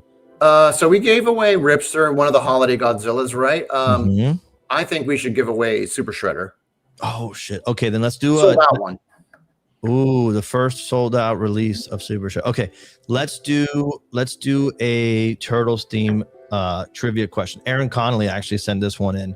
So folks at home, pay attention.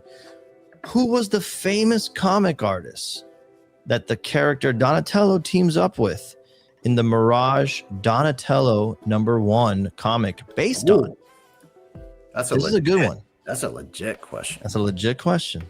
Yeah. Aaron, that's a legit question, dude. Exactly.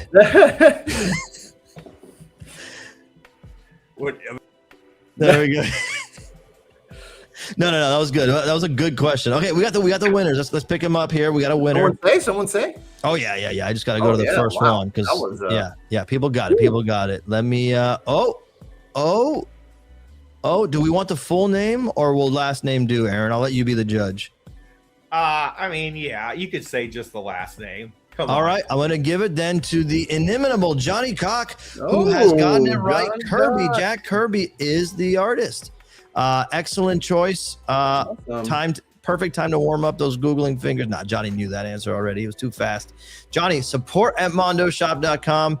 Happy holidays. Enjoy your sold out Super Shredder. Let Mac know that you got the question right. Thank you so much. All right. Thank you, Aaron. That was awesome.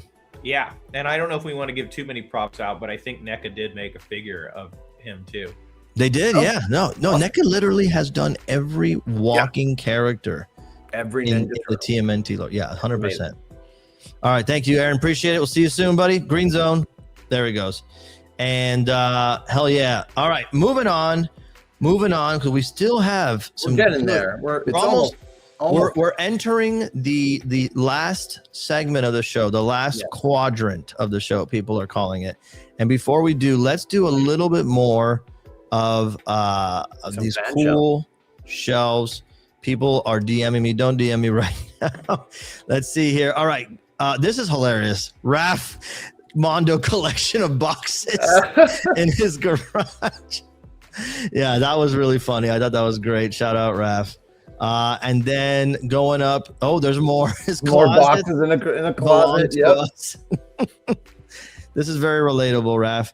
Awesome. Luisi's got some MOTU stuff. He has a custom slime pit in there. A custom slime pit, bro. That is really cool, actually. We should do a slime pit one day. We should. Let's see how else we got. Luigi. We got Ryan Simon here with a nice, classy entertainment center flanked by MOTU 16. Beautiful stuff. We also got, let's see, Leonard Castillo. Ooh, the nice lit up Sofubi here. We got some, some people are calling this Sofubi of the year. I want you to know that. The Galaxy edition of Space Godzilla. So great haul there. I love that. Oh, and he's got the Urban Aztec Ghidorah. Jordy, Joaquin Rondon has some of the. That's crazy. That's awesome. Excellent collection. There's a whole Hector shelf. Yeah. There's a Peter shelf here. Look at that. That's super nice. Urban Aztec shelf. Urban Aztec represented. Groman down there. You got Groman up there. And Groman flanked up and down. Octeal region of the society here. They're ready to deploy like fighter ships. Mm-hmm. Really great stuff. Oh, and then look at this throwback. Is that the Mondo original 16? Yeah, it is, right? Yeah, those are it. Really cool, Justin. Awesome stuff. And a Trapjaw collection. Trapjaw collection. Yeah. And then we'll look at a Scareglow collection, and that's got quite a few Mondos in there, huh? Awesome. Yeah. You Nice got stuff. the three 1/6. Amazing. Now, let us bring in a man who really needs no introduction. He's been 'cause I feel waiting like in the green room this whole time. he's been withering away. He actually just designed 3 more waves of Ghostbuster figures in that time that he was back there. Thanks Seriously. for that. Alex, welcome, sir. This has really been, I say this to other people, but I didn't really mean it. This has been the year of Alex Brewer.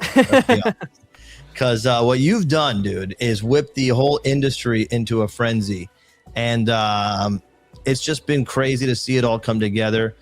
How you feeling? It's been a ride. It's been really. And before we go any further, Peter, I have to say you're doing an incredible job running this show. Like this is the final boss of Toy Talks, and I feel like we're watching you go into like Super Saiyan level. Like I'm just like looking at your tabs, and it's just like the somehow tab know where everything is and what it is. And bro, the tab game, I was so nervous when I put this together. I go, I've never seen tabs get that small. I Googled, what do you do if there's like a power surge and all the and I found out that you can do a setting that saves your tabs when it reopens again, which made me feel much better. But yes, dude, belt and thank suspenders. I'm actually sitting on a portable latrine here, so I don't even have to get up, and we can go as long as we need to. You wouldn't notice, my face might get red, but otherwise the stream continues. So, dude, I asked you, and I think you had a hard job here to pick your favorite piece you worked on this year. And I think you had, I don't know, did you think about it for a minute? There's a lot. There's a lot of stuff for everyone. It was hard picking everything. It is. And so you picked out the Egon Boogeyman set. I had to go with Ghostbusters, and Egon's my favorite. I've talked about this stuff quite a bit now at this point. But like the thing that I really want to like shout out and get across here is just like the feeling of getting these in hand and seeing just how faithful the final product is to, you know, the sculpts I made, the paint masters that Mark created. Like I want like everyone to appreciate the amount of work and the amount of teamwork from Hector, from Aaron White, from Stella, from our production vendor, our factory. Katie checking, QCing everything, like holding that boogeyman and realizing that it is identical to the paint master that we had at San Diego, and just like the perfection of the eyes placement, the pupil placement, the paints, just the engineering behind him, like getting him to be balanced with this head, like it's just. The PKE meter, from like the largest things to the smallest things, like all these details that have to be painted, just the level of care and attention to detail that everyone has to have, like translating these designs and these files to the final product. Like I'm in awe of it. So I just wanted to shout out like the entire team and every hand that touches these things, from my ZBrush tablet to your door. Like it's incredible. So it's really been a showstopper. And by the way, I want to bring Aaron back just because he's hanging out in the green room, and I'm like, just come hang with us, bro. You don't have to hang out back there. Just chill with us. And so anyway, I wanted to say that this has come up in so many streams as like people's like, I can't believe this is real, toy of the year. And even last night, it was just something that people are just in awe of. Geek Dad Jay talked about, like, I can't believe this is a real freaking figure. Hector mentioned it. Like, this was a real, like Herculean effort to make real. Like, it was designed, it was sculpted, but then it had to work on your shelf, and again, this is similar to Donatello, similar to so many of the figures we've talked about. Clayface, for example. There are certain figures this year that pushed us outside of what we thought we were capable of and represent growth to me. And so I think Boogeyman, as horrifying, as nightmarish as he is, actually represents something different in me now. So I applaud that, of That's course. a nice way of putting it. It still scares the shit out of me. But It does. It's horrifying, bro. No, And man, but I mean, I'm, as a casual fan, and it was one of those shows that I loved, and I do remember this episode, and it scared me when I was a child, and I was afraid of closets and doors for the longest time, just doors in general. And it's just awesome to see it come to life in this way, and so faithful due to Alex's amazing work and Mark and the whole team, and so it's awesome. 100%. And I love this comment here from Roman W405. Alex is the reason I started sculpting recently. I got ZBrush and just dug in, I think you mean. Thanks, dude. That's awesome. amazing. Yeah, that's great to hear.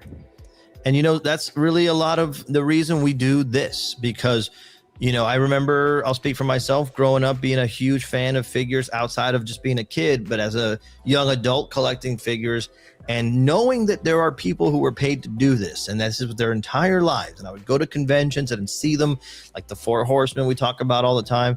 And it always felt a little bit like out of reach. And so hopefully these toy talks, for some of you kind of, demystify it a little bit. It doesn't mean it's easy to do, but it is a thing that people do and people can do. And so I'm glad that you said that, because that is really the goal. And so that's awesome. Okay, Alex, I asked you, and this was actually awesome. What was the piece that you didn't work on? And you also work on quite a bit here, so that must have been challenging as well. Yes. But you had a great choice, and I'm glad you picked it, because this Mondo shirt with original artwork by Aaron Connley, original concept, is a badass piece, dude. Why did you pick it? I love this shirt. I mean, it's comfortable too. Like, it's very comfortable. It is very comfortable.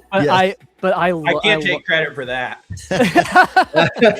Aaron actually asked for there to be prickly razor blades in the sleeves, so we had to go with it. It's it's warm. It's wonderful. But I love the collaboration between Nolan and Aaron on this. Because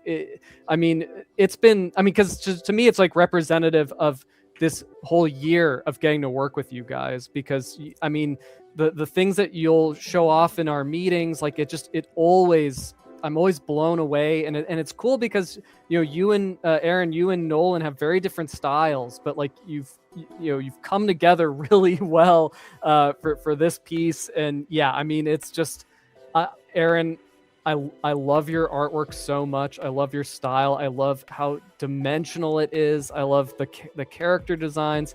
I love this whole concept that you worked on with Nolan of the sort of the boss fight, like boss level, this Rat King in the sewers, and the three-eyed skull, the knight, this character, I love everything about it. It's so fun and so cool. And I want these to be figures so bad. I can't tell you how much I want it. I know. And I can't, dude, wouldn't we love to see Alex sculpt these guys? Oh, man, can you imagine? Yeah. Look. Come on. Make it a vinyl, please. Yeah. I agree. It's an awesome piece. That three-eyed skull knight has to be a thing. Right? It's so good, dude. It's so good. I feel like just the Mondo logo, that should be a sculpture. Yeah. Really cool. It'd be a cool base for a figure. Like he's standing on some sculpt. It feels like the art you would see on an NES game or advertisement that obviously the game couldn't live up to in graphics. But it would challenge your imagination. Yeah, it's like that box art, right? That would make you buy the game. Yes. And I want to play this game. I want to exactly there with the Skull Knight. Well, and that's the thing. We work on a lot of incredible IP. We're so blessed, but it's always amazing to see original ideas brought to life and brought to the table. And it's always some of the most exciting stuff of our meetings to me. 100%. It's nice too, because the sort of where I live in the company right now, I get to team up with so many different guys, so early on I got to threw in the mix, and I'm I'm working with Nolan, I'm working with Hector, I'm working with Brandon, and just the love of it. But I feel like me and Alex haven't really got to team up yet. I know. It's There great. it is. That would be cool. We gotta fix that. You know what's going to happen? There's going to be one of those 3-day weekends where Alex cancels his plans and he just shows up on Monday. He's like, just got something whipped up here. Here's something I did. Yeah. Here we go. Josh says, Mondo squads, do it. It would be an awesome squad. It would be a cool squad. It would be a good squad. It's amazing. And for folks who are asking, these shirts are up in the shop, mondoshop.com. Just type in, shirt or click apparel in the tabs. And you'll find shirt. I forget, the site feels sometimes like this labyrinth that this poor knight is searching through. So do your best. You'll find it. I think it's under the header of pins and apparel. There it is. Pins and apparel. There and you will find this shirt there. Yeah, 100%. But it's a badass piece. I'm glad you selected it. And it's an awesome one. And then wait a second, I don't know what happened to the tab. I had asked you for the piece. I guess I failed in the tab game. No. Complimenting you too. The house of tab cards have come tumbling down. Tell me what it was, though. I'll pull it up. From another company. Yes. I have it here. Perfect. See, I knew he was going to do that. Yeah, I've got it nearby. I thought I had this. There it is. It's the NECA Vincent Price figure, which I guess it's technically came out last year, but it really shipped this year. And I certainly got it this year. But yeah, I mean, I'm a huge movie fan, classic movies, legendary actors. I just love them so much. And Vincent Price is one of the most iconic, most amazing. He's always fun. And this figure just it captures his personality so well. I think Trevor Grove sculpted the portrait and does amazing likenesses for NECA. And I mean, it's just, the personality is there. You get any era of Vincent Price that you want. So if you want him older, younger, and he comes with so many fun accessories his cookbook. Cooking price wise. I mean, it's amazing. And so to see that kind of love and attention to detail and celebration of this icon, it's just so fun and I love it. Just kidding. It's Gamer vs. Psylocke. That's my number one. Who am I kidding? Yeah, it was an awesome. Gamer vs. Psylocke is really great. It is an awesome figure. Yeah. Let's not kid ourselves. Yeah, that's a great choice. Again, NECA just continues to impress, and we love that figure. So 100%. I got some good jokes here, real quick. I don't want to let them go. Someone says we need a Mondo poster of Peter's browser window. The extra RAM isn't for 3D modeling; it's for all the Chrome tabs. I'm not drawing that. Yeah, exactly. We have some entries, by the way, from our beloved May Shelf, who couldn't make it tonight, but he wanted to talk about his favorite pieces of the year, so we'll go through it for him. He said his favorite piece that he worked on was the 2000X He-Man. How could you blame him? I think this figure really takes the idea of what a He-Man figure could be up a notch. And Hector, for us, after years of working on Mondo and MOTU and 1/6, being able to do this, it's a special piece, wouldn't you say? Oh, absolutely. Yeah. Finally being able to work in this scale and bring the detail that we have on the 1/6 figures and bringing it to this scale. And it's just awesome. The paint, the sculpt, all of it. I'm so proud of this line, and I can't wait for all of you to see all the stuff we're dropping next year. Yep. And then his favorite piece that he didn't work on, and really May and Tommy's awesome synergy that they have at the company. They're huge fans of each other, of course. How could you not be? And but they often find themselves working on correlating pieces, right? He-Man and Skeletor. So having Tommy knock out this incredibly beautiful Skeletor, May picked it as his favorite piece that he didn't work on, and what a high level of praise that is. So it's an amazing piece. And then I asked him, what was his favorite piece that another company put out? And I believe this is the Street Fighter 6 Chun-Li from Revoltech. Does that sound right? That's what he told me. But I think it's Revoltech. Yeah, it's a badass piece. There's a lot of pictures you can look up if you go to the Big Bag toy store link that he sent me. Super articulated, great poses you can get with the flight stand. And really cool to see, these guys, Tommy and May, they love like articulation as like a feature. And so they obviously are going to pick figures like this. So it's really, really rad to see it. Yeah. Awesome. Okay. So Hector, speaking of MOTU, you have something you want to show off, and MOTU fans have some cool stuff to check out now. So let's give Hector the stage. What do you got, bud? So we revealed that we were going to be doing a long-awaited figure, I would say, that many people have been asking for a long time, and that is our good friend Triclops. Look at that! Look at that! Have you ever seen him look that good? And he's got the little spinning here again, prototype. So early prototype.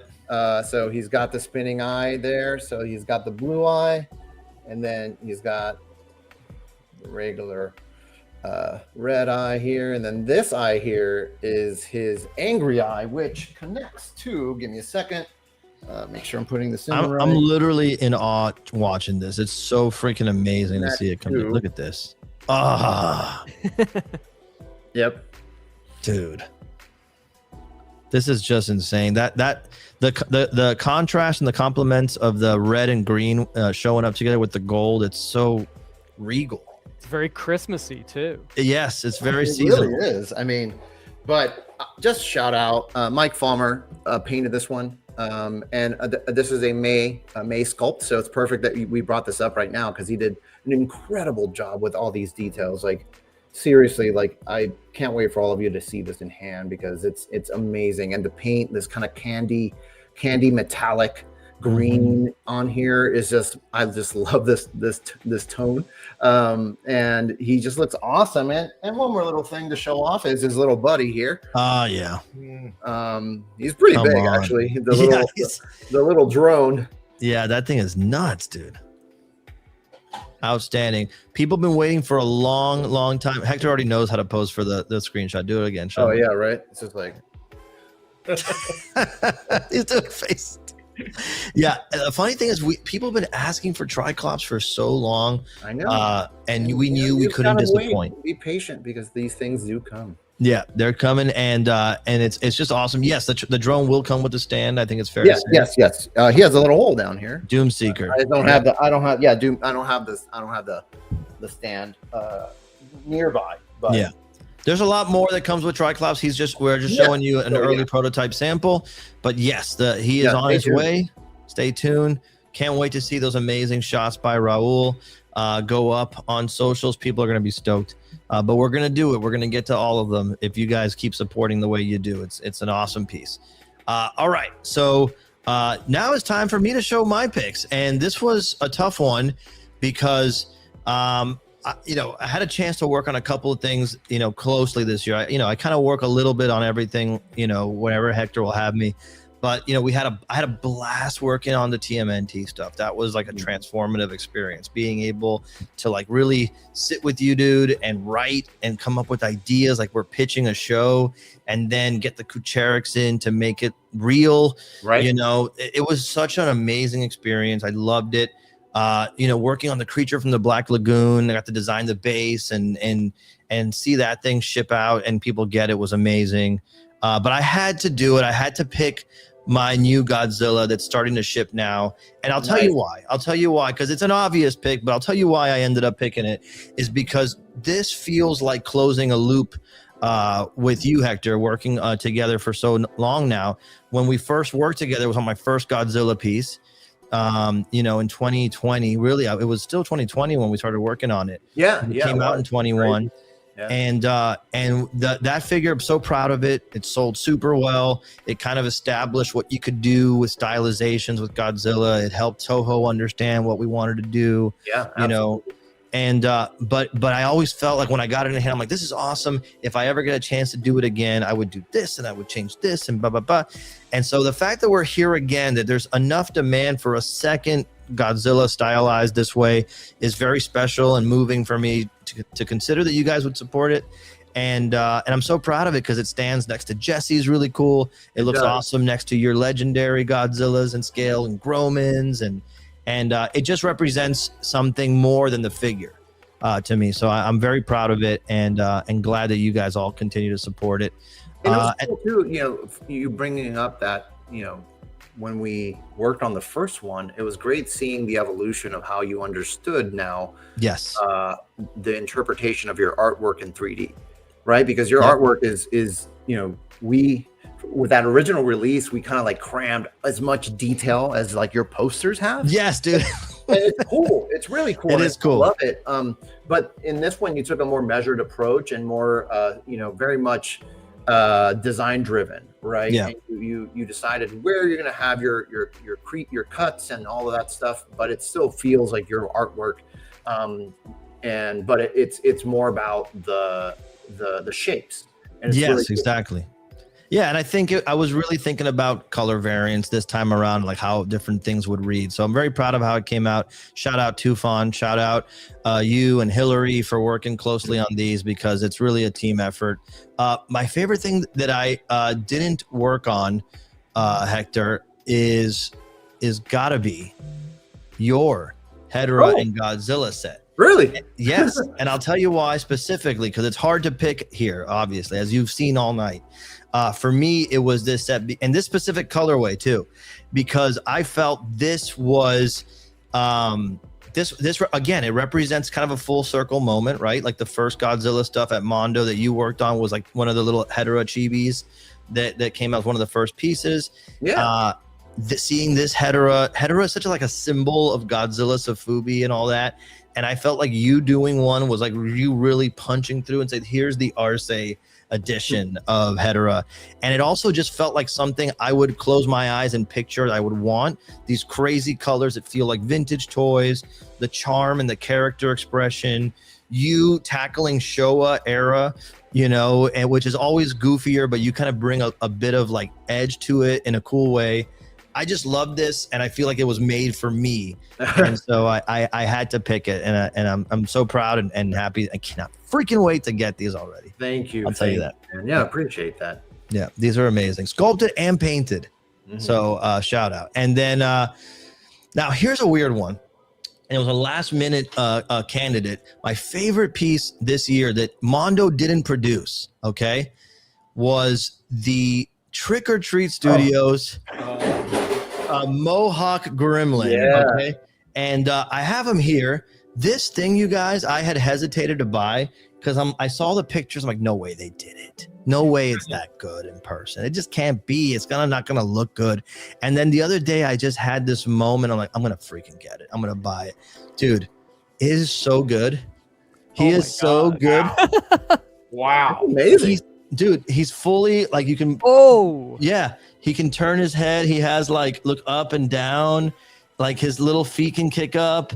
I have him currently, when we're not streaming, I have him stuffed in the Christmas tree sticking out. And I'll tell you, it's a Christmas movie, dude. I got this one, and I said, well, I'm just gonna get one because, like I said, it can't be as good as the pictures. I immediately went out and ordered the other ones. It's like owning the puppet. It's got to be better than what they used in the movie. Dude, it's so good, dude. I can't believe it, man. And I just want to shout out Justin Mabry and everybody over at Trick or Treat. I am such a fan of what they do over there. It's Halloween all year long with them, and I'm just a huge fan. So hats off to them. Love it. And yeah, that was my favorite. All right, so we're gonna go, Hector, to your picks next. Okay, so I asked. And I think this is a hard one for you, especially because you literally get to work on so much. What was your standout of the year from your perspective that you got to work on?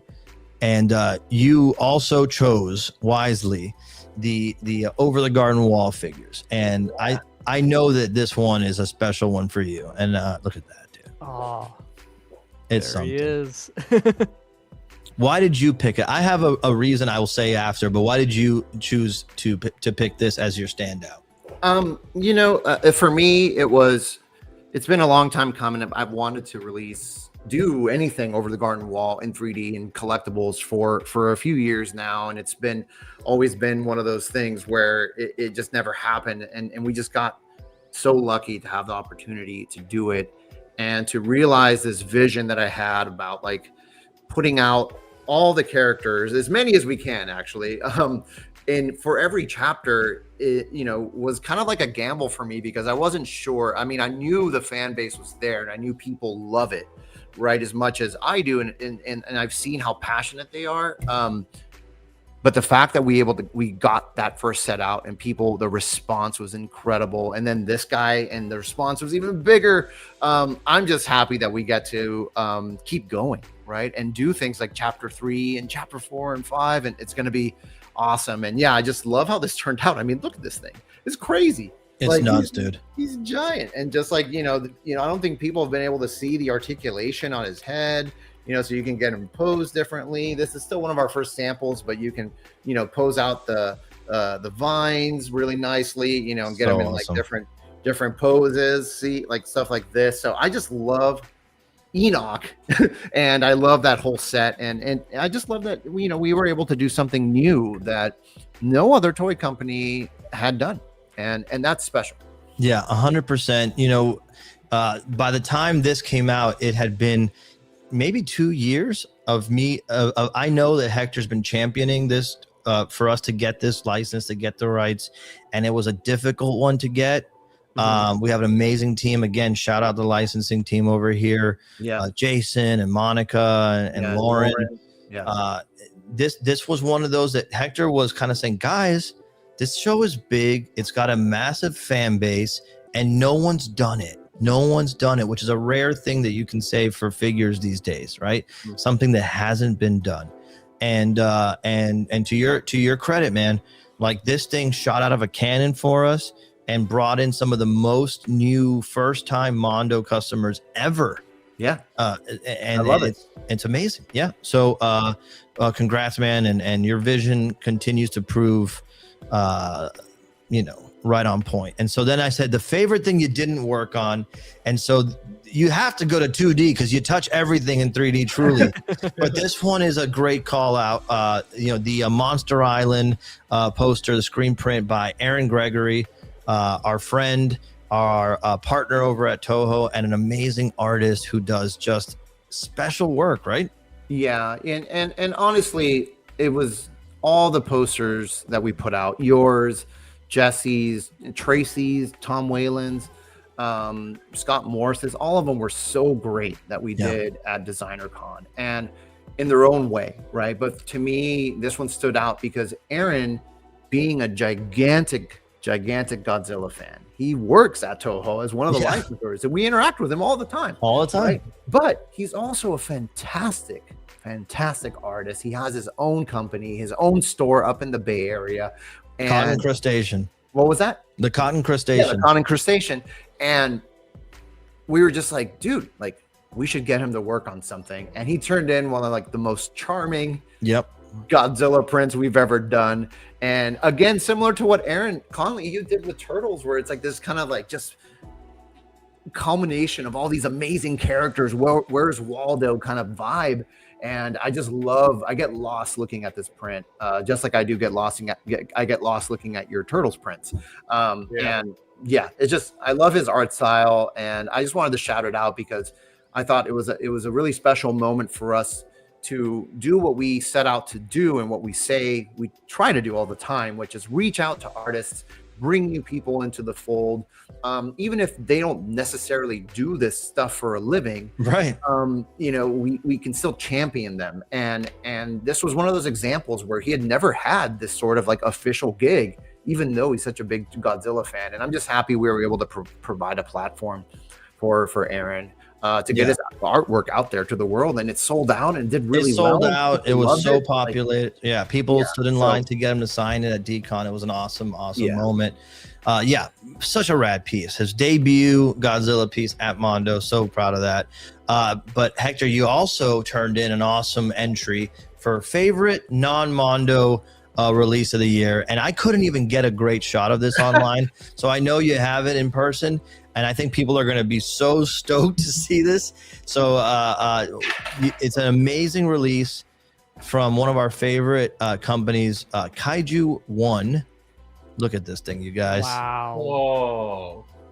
Aaron, come on, dude. Yes. Isn't that something? This is soft vinyl, by the way, for those of you watching. This is soft vinyl, and then I don't want to get the name wrong. Yes, Dino Fighter is what Dino they're calling it. Dino Fighter. But when I saw this, it blew me away. You know, I'm a big soft vinyl fan, and what Kaiju One's been doing is they've been doing amazing stuff for the longest time. Yeah, and I've been we're following huge them fans. for a while, and I got lucky enough to get one of these at Designer Con. The awesome folks at Monster Patrol here in Los Angeles. If you're ever in Little Tokyo, go check them out. They have a Sofubi store. Best which store. is awesome. It's such a great little store. The two owners are the sweetest people in the world. They happen to have a few of these which are imported from Asia. So I jumped on it because I've been wanting to get it for so long, and it's just so rad. I mean, it comes with these two little dudes. Yeah. Like, look at this guy. And this thing, like, I think, let me see. Yep, this telescope's Oh, up. dude, I didn't know. Cool. Yeah. Damn. It's really neat. And then it comes with like the hero character, right? And they're magnetized, so they just like sort of like just kinda click in. Love that. And it's just a super fun piece. The colors are so vibrant. The design is so great. It's chunky, just how I love all my soft vinyl, and it's just really well done. It's just awesome. And yeah, just shout out to them. If you guys never heard of them, Kaiju One, check them out. They do some really fun stuff. Yeah, it's an awesome series of picks. And someone just reminded me, on the chat that we didn't mention one of my favorite releases of the year. So before we wrap this up, we got 2 more reveals, a giveaway. I just want to shout out one more time for the year. I wanted to bring him on and talk a little bit about it, but we were so slammed with schedule. Gumskull, yeah, is one of my favorite figures of the year. This thing is one of, like we talked about, this makes me want to draw. It makes me want to design. It makes me want to ideate. And I know he's got them back in the shop. So for the first time that I'm talking about it, you can actually go to gumskullstudio.com and pick one up. I think this is one of the coolest pieces of art that just looks like an action figure that you can get out there. So Gumskull Studio, love the dang thing. 200 points of articulation. And shout out to him. Yeah, again, another awesome creator and super nice guy. We met him at Designer Con, and we just fell in love. I've with him as a person, and his figures are so cool. Yeah, fun. But speaking of which, since you're going to do a second shout out, I do want to shout out Jenny Cherry. We're in charge, dude. We can do whatever we want. Jenny Cherry. So this was one of my other favorite picks from Designer Con, and I just love her style. She's an artist from Mexico. She's incredible, and I just love this little guy. He's so cool. She says it's like a kaiju that wherever it steps, it turns everything into candy. Yeah, and you got to see her other ice cream and stuff. Yeah, it's just like such an awesome little design. This is like a double pour vinyl. So it's got the color shift from the pink. That marbling is beautiful. Yeah, the marbling. Yeah, the pink into the white. So yeah, just shout out to Jenny Cherry. She's awesome. You guys should check her out. Yeah, we love her. All right, so we're in the home stretch. Yes, Hector. We talked a little bit earlier in the year. I want to say it was New York Comic Con. We revealed that we were going to be working on Tila for the MOTU 2000X line. And we have a render to show off so people can see where the figure is so far. And this is a hell of a render, dude. So let's show it off. It's hard to do this justice, but this is spectacular work by May. Yes, May Tamtarana at May Shelf. This might be the most beautiful Tila I've ever seen. And like you said, now we got to make this real. Yeah, it's going to be hard, especially at this scale, but it is an amazing sculpt and render that he provided here. And it's just kind of a good way to show off where this is going and what we hope to achieve. Obviously a render is, you can never really capture the the lighting and all of that. So, but this is, I just wanted to show this off because it's so beautiful. And it's just, I think hopefully, just sees where we're going, where this line, and I don't think this Tila has had a lot of love in action figure form. not that I can, outside of the four. Well, obviously the Horsemen. Horsemen, they did it, Yeah. obviously, right? We did a nod in 1/6, but not really, right? Like in our 1/6 head sculpt Yeah, had a the swappable head sculpt. Ponytail. Yeah, we had the ponytail head. Like a which- nod. Yeah, A nod. which at the time we weren't sure if we were ever going to have Exactly. an X or anything. But now that we do, this is her signature look in the show. She had the ponytail, her outfit with the turquoise and the golds. Oh, so cool. And May did an incredible job. And she comes with Orko. So Yeah, you're basically getting a 2-pack. Stop. yeah. Exactly. Yeah, it's an amazing, and we're gonna do everything we can to get as close as we can, because when May turns into Renner, it's like, God damn it! It's like now you gotta invent new technology, like James Cameron. All right, MOTU fans. Okay, screenshot this and talk about it until you figure it out. But we have a tease, a real tease this time. Right, like an actual tease of two, not one, two figures that are coming out. Scale figures. Yes, 1/6 scale MOTU figures that are coming out next year. I see you guys in the chat. Some of you are you know what you're talking about, but just a small percentage. Oh, that's the end of the 1/6 MOTU line. Now they brought out 1/12. Would you stop? Yeah, man. Would you stop? Look at this, okay? This here is two silhouettes that represent two 1/6 scale MOTU figures that will be coming out next year. They are already well underway. Incredible designs by Emiliano, and I can't wait for you guys to see what's coming. So we'll see what you guys think when you see it. But here you go, Hector. Fans should be excited. Yes. I think so. Yeah. It's been a long time coming. Yeah. For these two characters. So awesome. Clearly all right. Ram Man, right? We all Yes, Ram Man. Both looks. All right. Now, that's enough of that. We have a giveaway, our last giveaway of the night. We've got let's do a couple more. There's two? a couple that we missed. We All missed right. some giveaways. All right. So tell me what we're giving away, and I Let will me just find double-check that I'm not a saying trivia wrong question information here.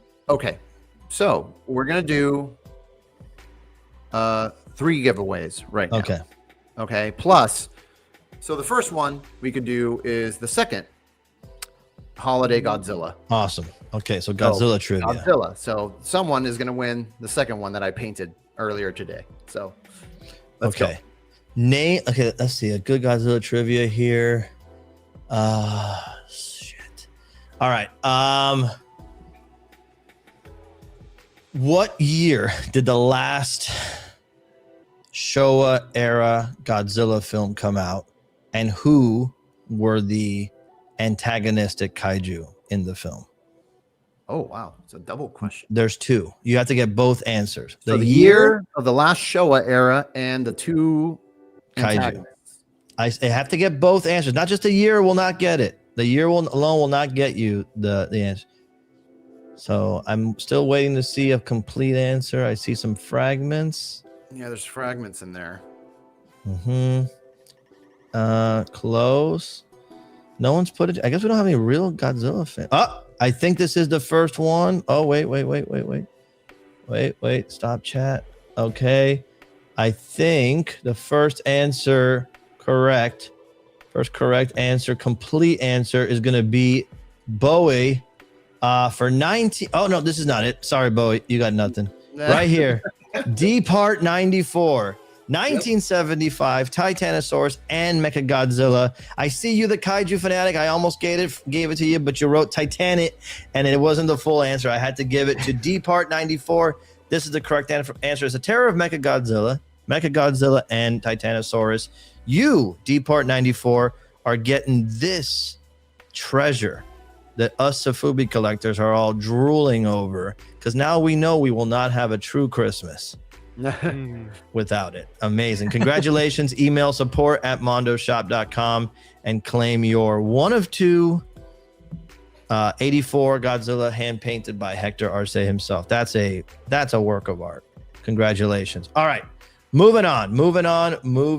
We another giveaway. Yes. Okay. So the other one we're going to give away today is going to be, so this is partly the three I was talking about. So first up, Mumra, sold out Mumra, time edition. Let's do Mumra. Okay. I don't know if you have anything for. Does anyone have anything for Thundercats? I'll pull some out here.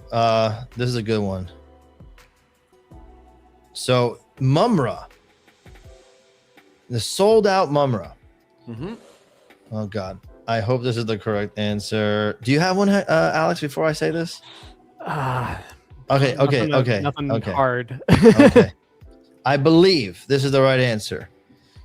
Who was the voice actor for Mumra? The original voice actor for Mumra in the cartoon series in the 80s. I think it's pretty straightforward. And let's see. Yes, there it is. There it comes. There it is. Okay, good. I was right. Paul Akers, 4318. Earl Hammond. That's correct. Email support@mondoshop.com. Let them know you got a sold out Mumra figure. That's amazing, actually. A 1/6 scale Mumra. That's amazing. All right. Congratulations. Support@mondoshop.com. And you have one more, Hector? I said two, but we can do one. Oh, no. Yeah, go ahead. Yeah, two. Okay, so the other one, Matubi Buzz Off. Oh, okay. We need a MOTU question real quick. All right. Damn. That's a good one. Okay. I know one. This is easy and easy for people who know. Give me Buzz Off's the name of Buzz Off's race. Oh. Yeah, the race that Buzz Off is. That one's pretty straightforward. You're getting a Matubi 1/6 scale Buzz Off to the first person to get the correct answer here. There it is. Let's see. I'm not going to hold anybody to spelling on this one, so I'm going to give it to Impeached Manny X17 and Dreenid. And Dreenid is the correct answer. Email support@mondoshop.com and you get yourself a 1/6 scale Buzz Off Matubi figure. That's an awesome prize. All right. And Hector, you still want to give away more, huh? One more thing. Okay. We're all working on Christmas Day to pay for these, just so you know. Go ahead. Tis the season. Wait, are we not giving away any more turtle stuff? I know you gave all these great turtle. I know. Aaron actually did the homework that you. Yeah. And this is what you get. This is what you get for doing it. No, it's gonna be MOTU. Oh, I win a prize. Yeah, you win the prize. Contract renewed. Go ahead. We haven't done this in a while at Battle Cat. Oh, a Battle Cat. Okay. Mm-hmm. So wait, which Battle Cat are you talking about? The 1/6 scale Battle Cat. The only Battle Cat. Yeah, 1/6. Okay, I got the question. That's been sold out for years. Okay. That we have still safety stock of. Okay, I think that I want to confirm my answer here. I think I know this, but I just want to make sure. Oh, this is interesting. Okay. The original voice of Cringer and the other most famous iconic character in MOTU that he also voiced. Who was the person who voiced Cringer? And what is the name of the most famous villain in MOTU? There it is. Okay. Give me both. It's two answers. Some of you guys got, okay, there it is. Mr. Yak, Alan Oppenheimer Skeletor. That is it. He's the voice of Cringer and the voice of Skeletor, which is amazing. So, Mr. Yak, congratulations. You won Battle Cat, bro. Nobody saw that one coming. I didn't even know that was coming. So, congratulations, Mr. Yak. You're going to email support@mondoshop.com and claim your reminder for Cat. everyone who won. It's not shipping until next year. So let people rest. It's the holidays. Yeah. Now, Hector, we could just end the stream. We could, yes. We're just about done. This is our longest stream we've had. It's over 2 hours. So we should just end the stream. We should. But do you have one more thing to show off and talk about? I do, and it relates to Battle Cat because interesting. Yeah. So a lot of people have been asking about this. It's kind of been people have been asking for it for over 3 years since we teased it 3 years ago, and it never came out. And so now I can confirm, after a lot of hard work and making sure that this thing could work, we are going to be releasing next year the Flock Battle Cat. Let's go, dude. Cringer. Cringer. Listen to me. Panthor. Fuck Panthor. Yes. Jesus. Oh man, this is something big. This people are listen to the crowd.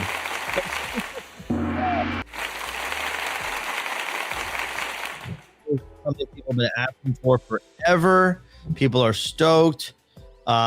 This is a big one, man. Now, what can people expect? Like, this was something that we didn't think. We thought we could do it, and we didn't think we could do it. Now we are confident that we could do it. So, is it really happening? Are we really going to put it out for real? For real? For real, coming next year. Yes. Oh my God! There you go. To finally confirm that this it exists. We're working on it.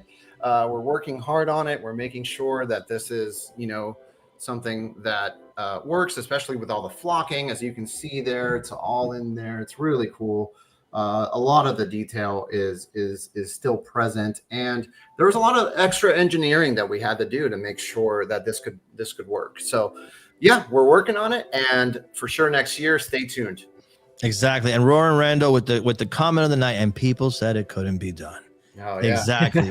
We just wanted to make sure it was done right. You don't want to ship something and put something out that can't be done. But that's big news. Panthor flocked finally is gonna be real next year. So stay tuned. Shave your pennies. Take all your fuzzy pennies and shave them down. Shave your pennies. Shave and make sure that you guys are ready for that. So I think that's it. We did it. If you're watching, by the way, we finally crossed 7,000 subscribers on YouTube. If you're watching and not subscribed, we just did 2 hours. Would you hit the thumbs up button and subscribe to the channel? If you're not, 50% of the people that watch this stream are not subscribed, which is crazy to me. So just hit sub on the channel. We don't spam your feed with anything. And anything else, you guys, before we wrap it up for the year? I just wanted to say thank you, Peter. You did a great job over the year, putting the show together. We couldn't do it without you, man. So thank you. Thank you. And for everything that you do. And then thank you to everyone at Mondo. Just wanted to shout out the people behind the scenes too, who work hard every day. Lauren, Christy, Nancy, Maggie, Trevor, Caitlin. Caitlin, of course, Caitlin. You're playing a dangerous game. You're going to leave someone out, and they're going to. You didn't have to do it. You could have said far in already. Everybody here. So pull up now I'm tripped up. Now I'm like forgetting everybody's name. The whole toy team. The folks and posters. Cam and records. Come on, Cam. Oh man. Yeah. Am I forgetting someone from our team? That would be the worst. You're forgetting yourself. Thank you, Hector. Oh, yes, we should thank Hector for creating such an incredible environment to create all this stuff, and all the plates that you're constantly spinning and keeping track of everything. It's amazing, like what you do. It's like inspirational. So 100%, dude. You set the table, you set the tone, and you set the culture here. So we speak your name, brother. You're the best. You're the best to do it. Thank you. All right. I think from all of you us, guys and everyone here watching, seriously, sorry. I know you want to cut it, but just really quick. No, I like everybody. This is great. You've been here for 2 hours is awesome. Thank you, those who are watching. Thank you, all you guys who support us. It really means the world to us. You all keep us going and are an inspiration to us to make cool shit. So 100%. Thank you all. Really, they're the gas. We say it all the time. We'll be the engine, we'll be the car, but you guys are the gas that keeps it going. And you guys showing up to these streams, even like being enthusiastic about the reveals or the ideas. We literally go back and talk about. You saw how they reacted to this. We should do that. Blah, blah, blah.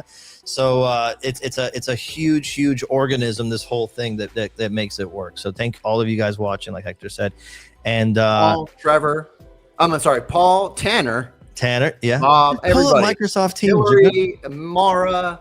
Emiliano Raul. Now he's going outside. Everybody, thank you guys. I just wanted to say it. It's the last stream. He thanks you, even if he didn't mention you. He does. Yes. He thanks you. All right. Yes, we love you guys, and we hope you realize how much we do. That these streams are really for us to get and connect with you guys and share what we do, introduce everybody to you, so you can go follow them. Go follow Aaron's page. Obviously, you guys follow Alex if you're here. But Aaron does some of the best posts breaking down the illustrations that he puts together. If you're lucky, you might catch him on a commission streak. He can do some great sketches for you guys. But yeah, it's amazing, and we're so proud to be here. We love you very much.